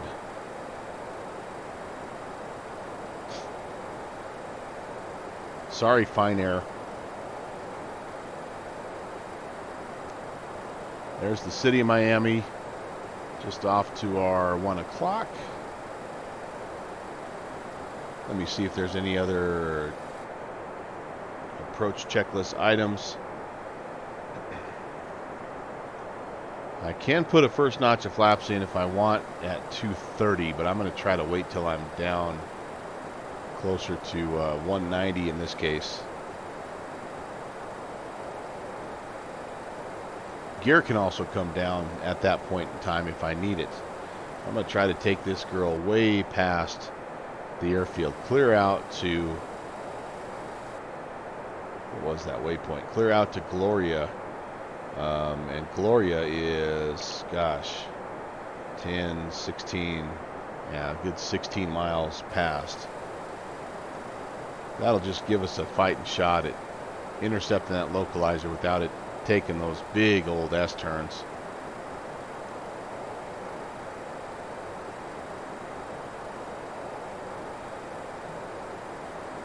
What I don't know is how close I am to the airport and how tight my base to final is going to be, because this is where air traffic control really earns its money. All right, we're through 6,000. We're going to be at 3,000 in no time, so I'm going to shallow up our descent just a bit. That'll bring our speed down as well. I want to try to keep that speed a little over 200 for as long as I can. This plane has a tendency to really pitch up when the speed drops below 200 until you start putting flaps in.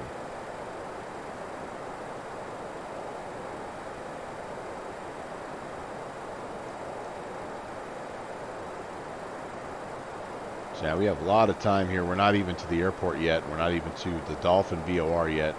And we're already down to 5,000. So we're in really good shape. We'll be leveled off. We can have get our speed totally under control. And I'll have even less of an excuse than I normally do. Alright.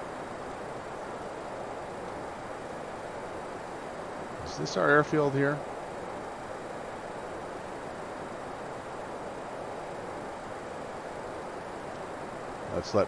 Let's let this render in and see if we can figure out where we're at.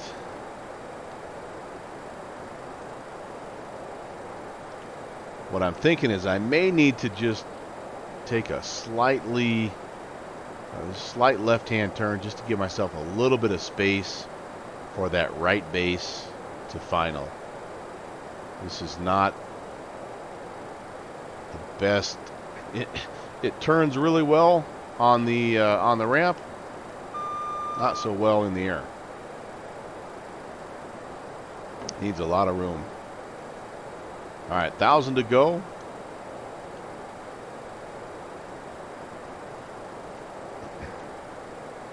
Speed's looking good. We're going to go ahead and just start to add a little bit of power back in. Yep, there's our airfield. So I may need to vector myself a little bit further to the east. 3,500. Miami traffic, Fine Air 692. We are midfield on a right downwind for runway 12 Miami. Follow the traffic, Atlantic 666, landing 10 left. 10 left. That must be a different airport.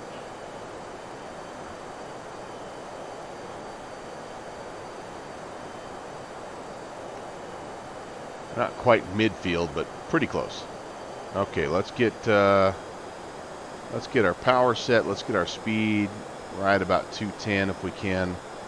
I'm going to go to heading mode. We're going to go ahead and vector ourselves just a little bit here. Give ourselves a little speed. Yep, there it's telling us, hey, you've flown past your airport, dude. Giving you the alert button. So now we can put in 1089er.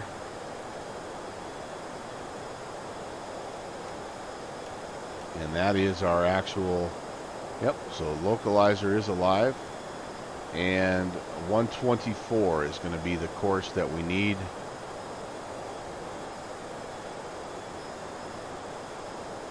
Let's spin it around.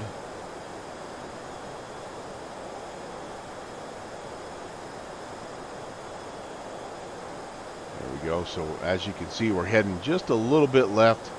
Just trying to give ourselves a little bit of room here. We're kind of tight to the airfield, so, but I don't hear anybody landing on runway 9 or runway 8 left or 8 right. So I think we're okay. Speed looks good. You can see we're already starting to pitch a little bit here, and we don't want to do that. I might throw a notch of flaps in here just to keep that nose from getting too high.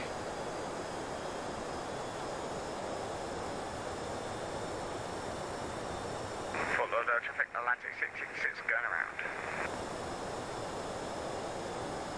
Jesus saves. How's it going? Welcome to final approach into Miami. We're hauling cargo. Come up from Grand Turk, Providenciales area, and now we're in Al South's neck of the woods.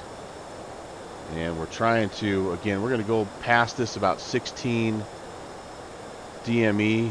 We are way above the glide slope. And I'm not sure that even this little vector has gotten us far enough to the west. Let me just turn a little bit further to the west here. I want to give myself room to make that right hand base to final, basically. So anyway, Jesus saves. Thanks for stopping in. Normally prop driven, situation, but this is my guilty pleasure, vintage aircraft.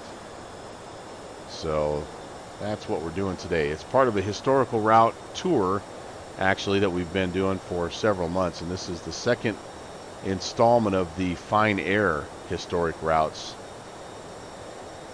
It's been a lot of fun.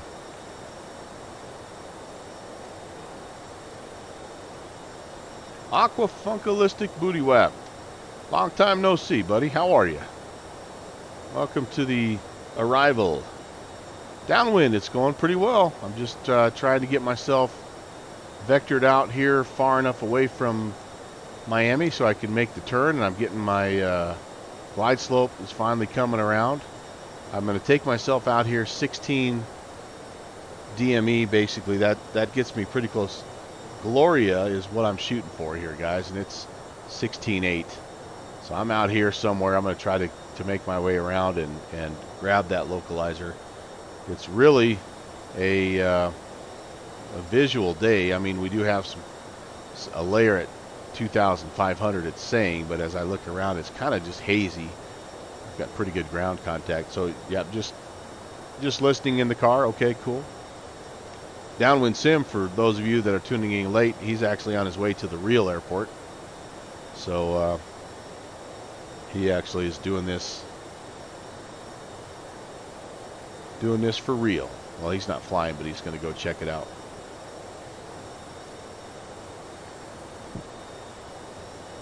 Miami traffic, Fine Air 692. We're going to be making a right-hand base runway 12 Miami. Is that my call sign? 692. Sorry about that, guys. Yep, Fine Air, Big F 692. Check. And anybody on frequency radio check? I've got you 5x5. 5x5, roger, thanks. All right, there's 15, just about ready to make that turn. We do still have the localizer. We're below the glide slope. Speed's looking pretty good. Don't need to get too much slower, really. Ref speed, again, is 137. So we're nice and stable here. I think we are ready to make that turn. So we, about a 030 is a pretty nice base turn, I think. Let's just kind of see where we're at. See how close we are to... essentially, I just don't want to be too close so that I'm S-turning the arrival. This plane will do that. It'll zig and zag and wander to and fro, and with only 16 miles to get stabilized, it's interesting. Jesus saves. Yeah, I tend to, for the most part, but for this plane or this route, I am not, just because, again, it's a historically. I'm trying to preserve a little bit of the historical accuracy, I guess, and so that was what the Fine Air 692 is the actual plane that flew this route from Grand Turks to Miami. So that's why I'm doing it. All right, so that looks actually pretty good. We may have turned even a little bit too fast, but I think we're going to be in business here. I'm gonna. I hate to cut it too close, but I also hate to intercept on a direct perpendicular. That's not good. So we're going to turn. We're going to try to cut the corner here just a little bit and see what happens. Okay, lights are on. Altimeter is set and checked. Auto ignition is armed. 16 DME, so plenty of room here.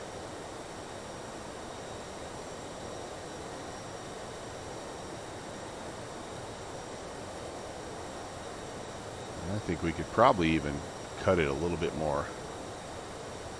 Let's go ahead. Once that needle starts to move, things happen quickly.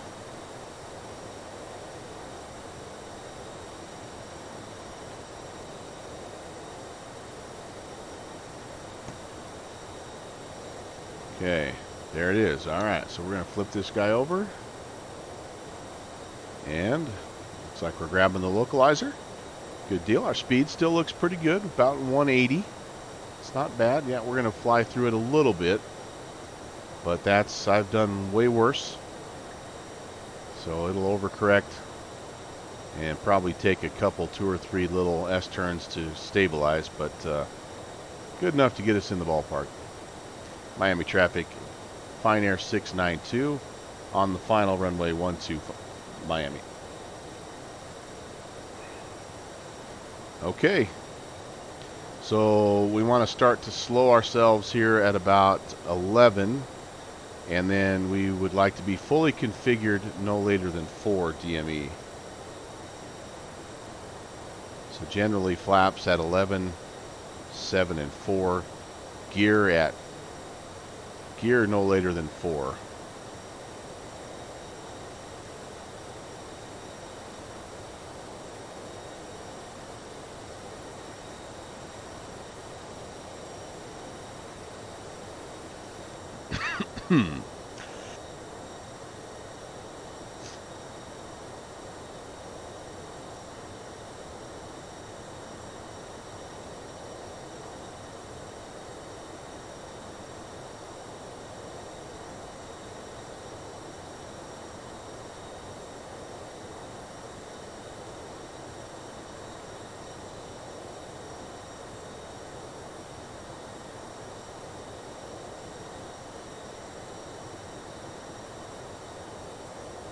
Alright, looks like we're pretty well established here. That's good.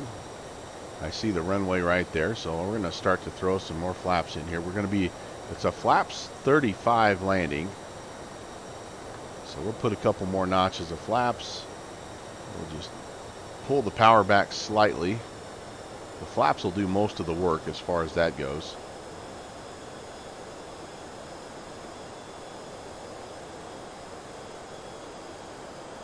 And there's 9 miles.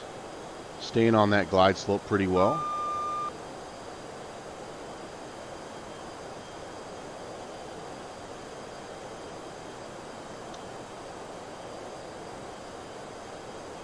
Alright, we'll go to flaps 35. Yep, there's the gear horn warning. Gear's coming down.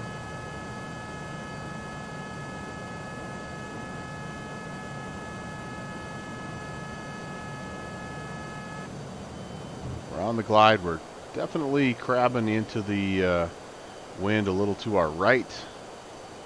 Follow the traffic Atlantic 686 landing from 0 left. Speed's getting down closer to ref here. And if I can get it stabilized by 4, I'll pull off the autopilot.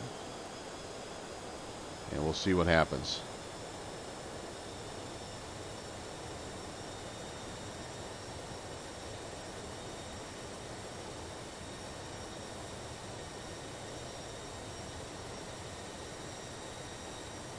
Getting just a tad bit slow.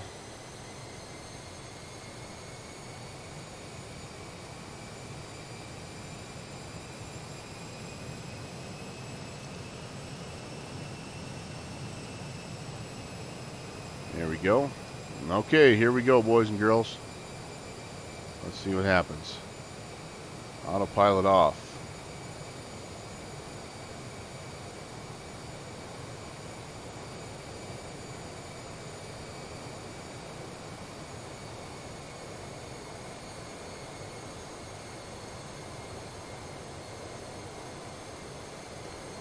Ooh, my frames are choppy. Holy cow.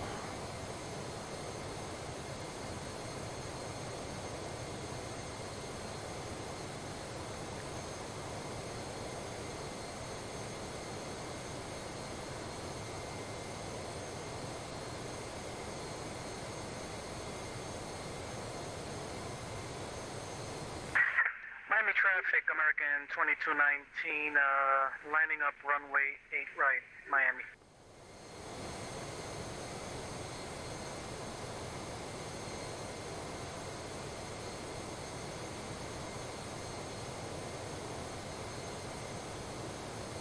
I see the traffic.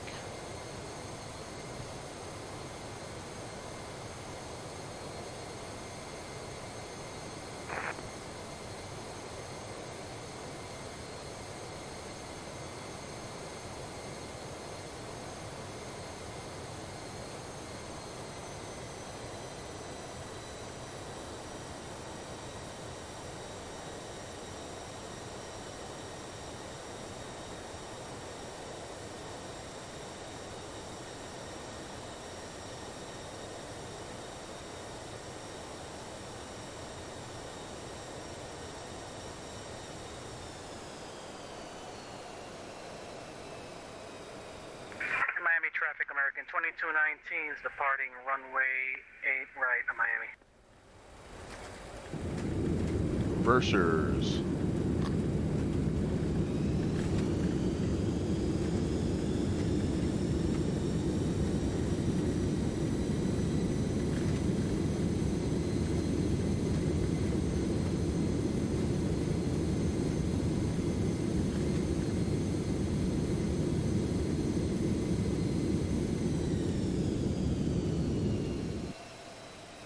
All right. Welcome to Miami.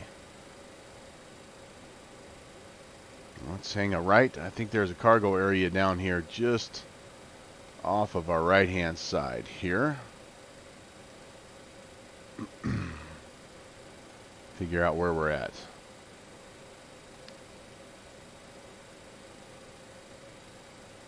There's one on the kind of northeast corner as well, and then one down here on the southwest corner. I think I can get to it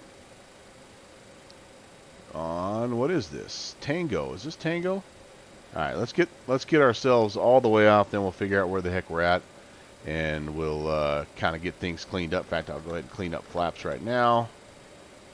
I can take the landing lights off, leave the taxi lights on. Let's get all the way past that line so we don't get yelled at by Jet Pilot Cinnamon. Okay. Hey, that wasn't half bad, guys. That was probably one of my better landings. I will take that. Where the heck are we? We are on, we're on Tango. Miami traffic, fine air 692, clear of runway 12, taxi to cargo on Tango. Yeah, just pretty much straight ahead, my friends. So let's go ahead and do that. I credit the good landing with leaving extra weight in the outboard auxiliary tanks. I don't care what the POH says. That helped. That helped keep me stable in that wind. You saw? Kept me nice and even. No, that was good. That was fun. That was fun. It's such a glider. It just all you have to do is keep it level basically, and it just soars right on in. It just takes almost no power.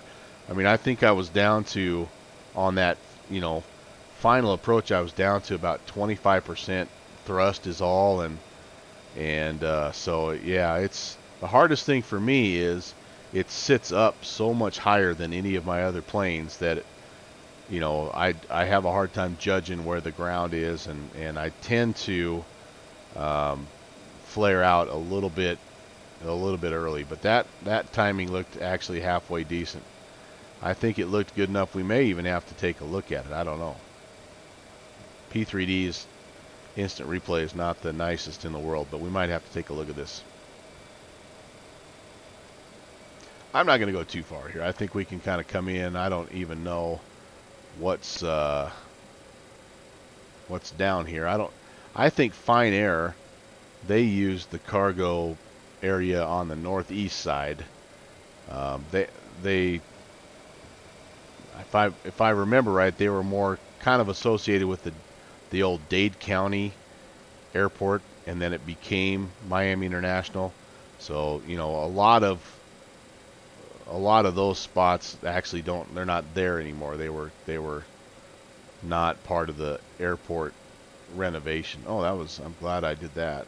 All right, let's just come over here, park next to this guy.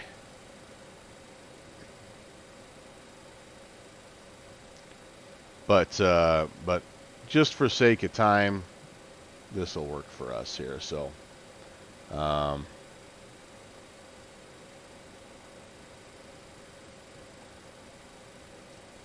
pull her in. Oh boy. Yeah, I feel like we are going the wrong way, aren't we? Like I should be the other way. All right, let's do this. We'll swing it around. Right, that's what those mean. I'm not even going to be close to getting where I should be, but we'll be in the neighborhood actually.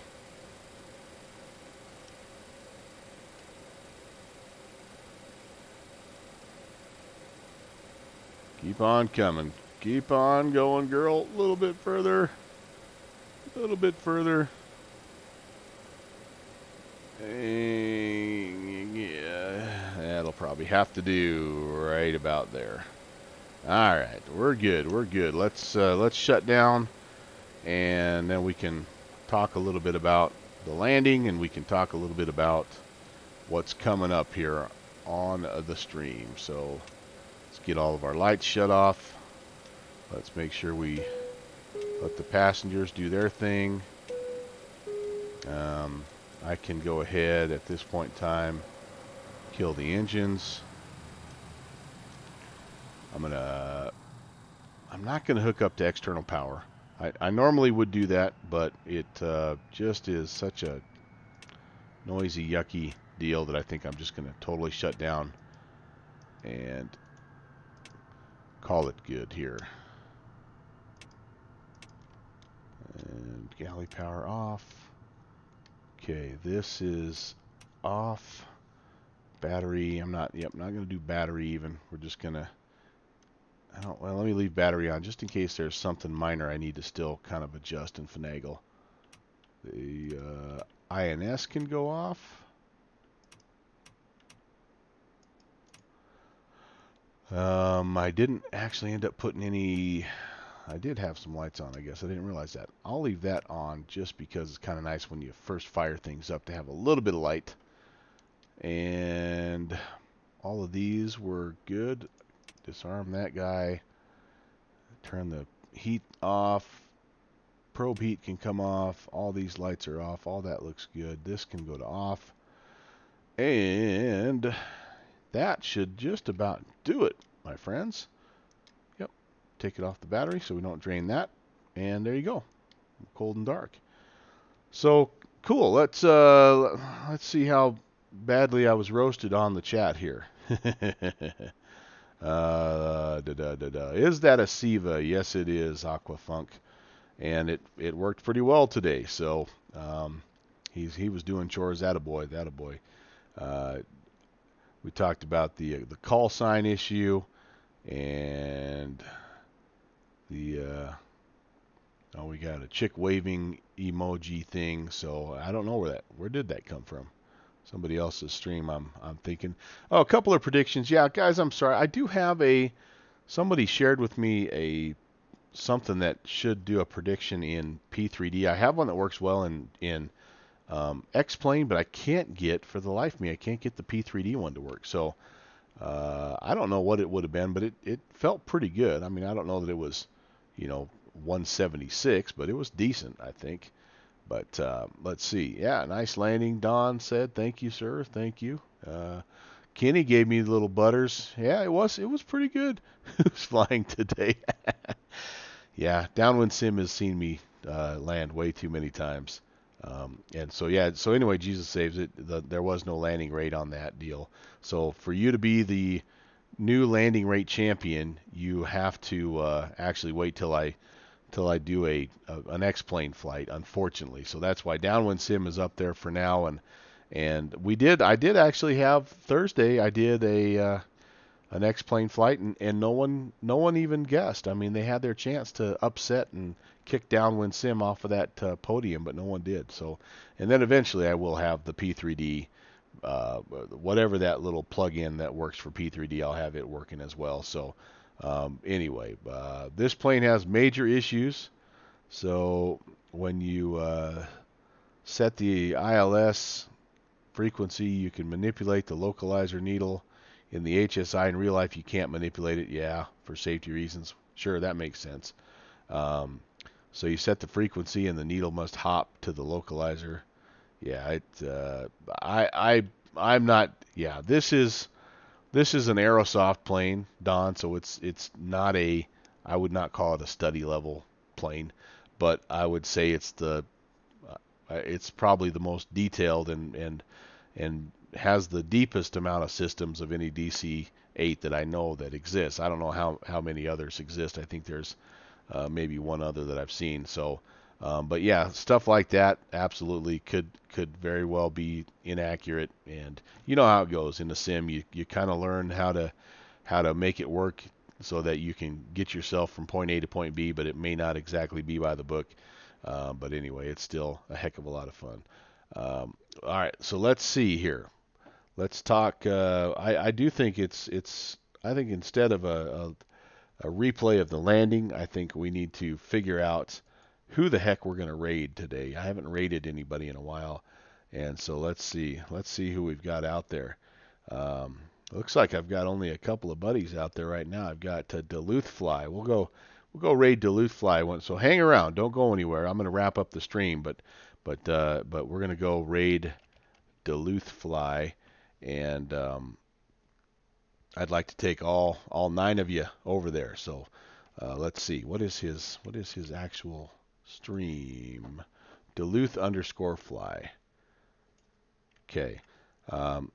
Before I do that, though, let me tell you what I have coming up on my stream, because there's a few things that we're working on here that are kind of cool, and you might be interested in. It's a little bit more traditional of what you will see on my stream. So on Tuesday, this coming up Tuesday, I'll be part of the Train It Up Tuesday that is happening in the Denver ARTCC area. Right now, I tentatively have the Thuranda Kodiak as the bird of prey, but I may be breaking out a new aircraft. It might be time for a new plane.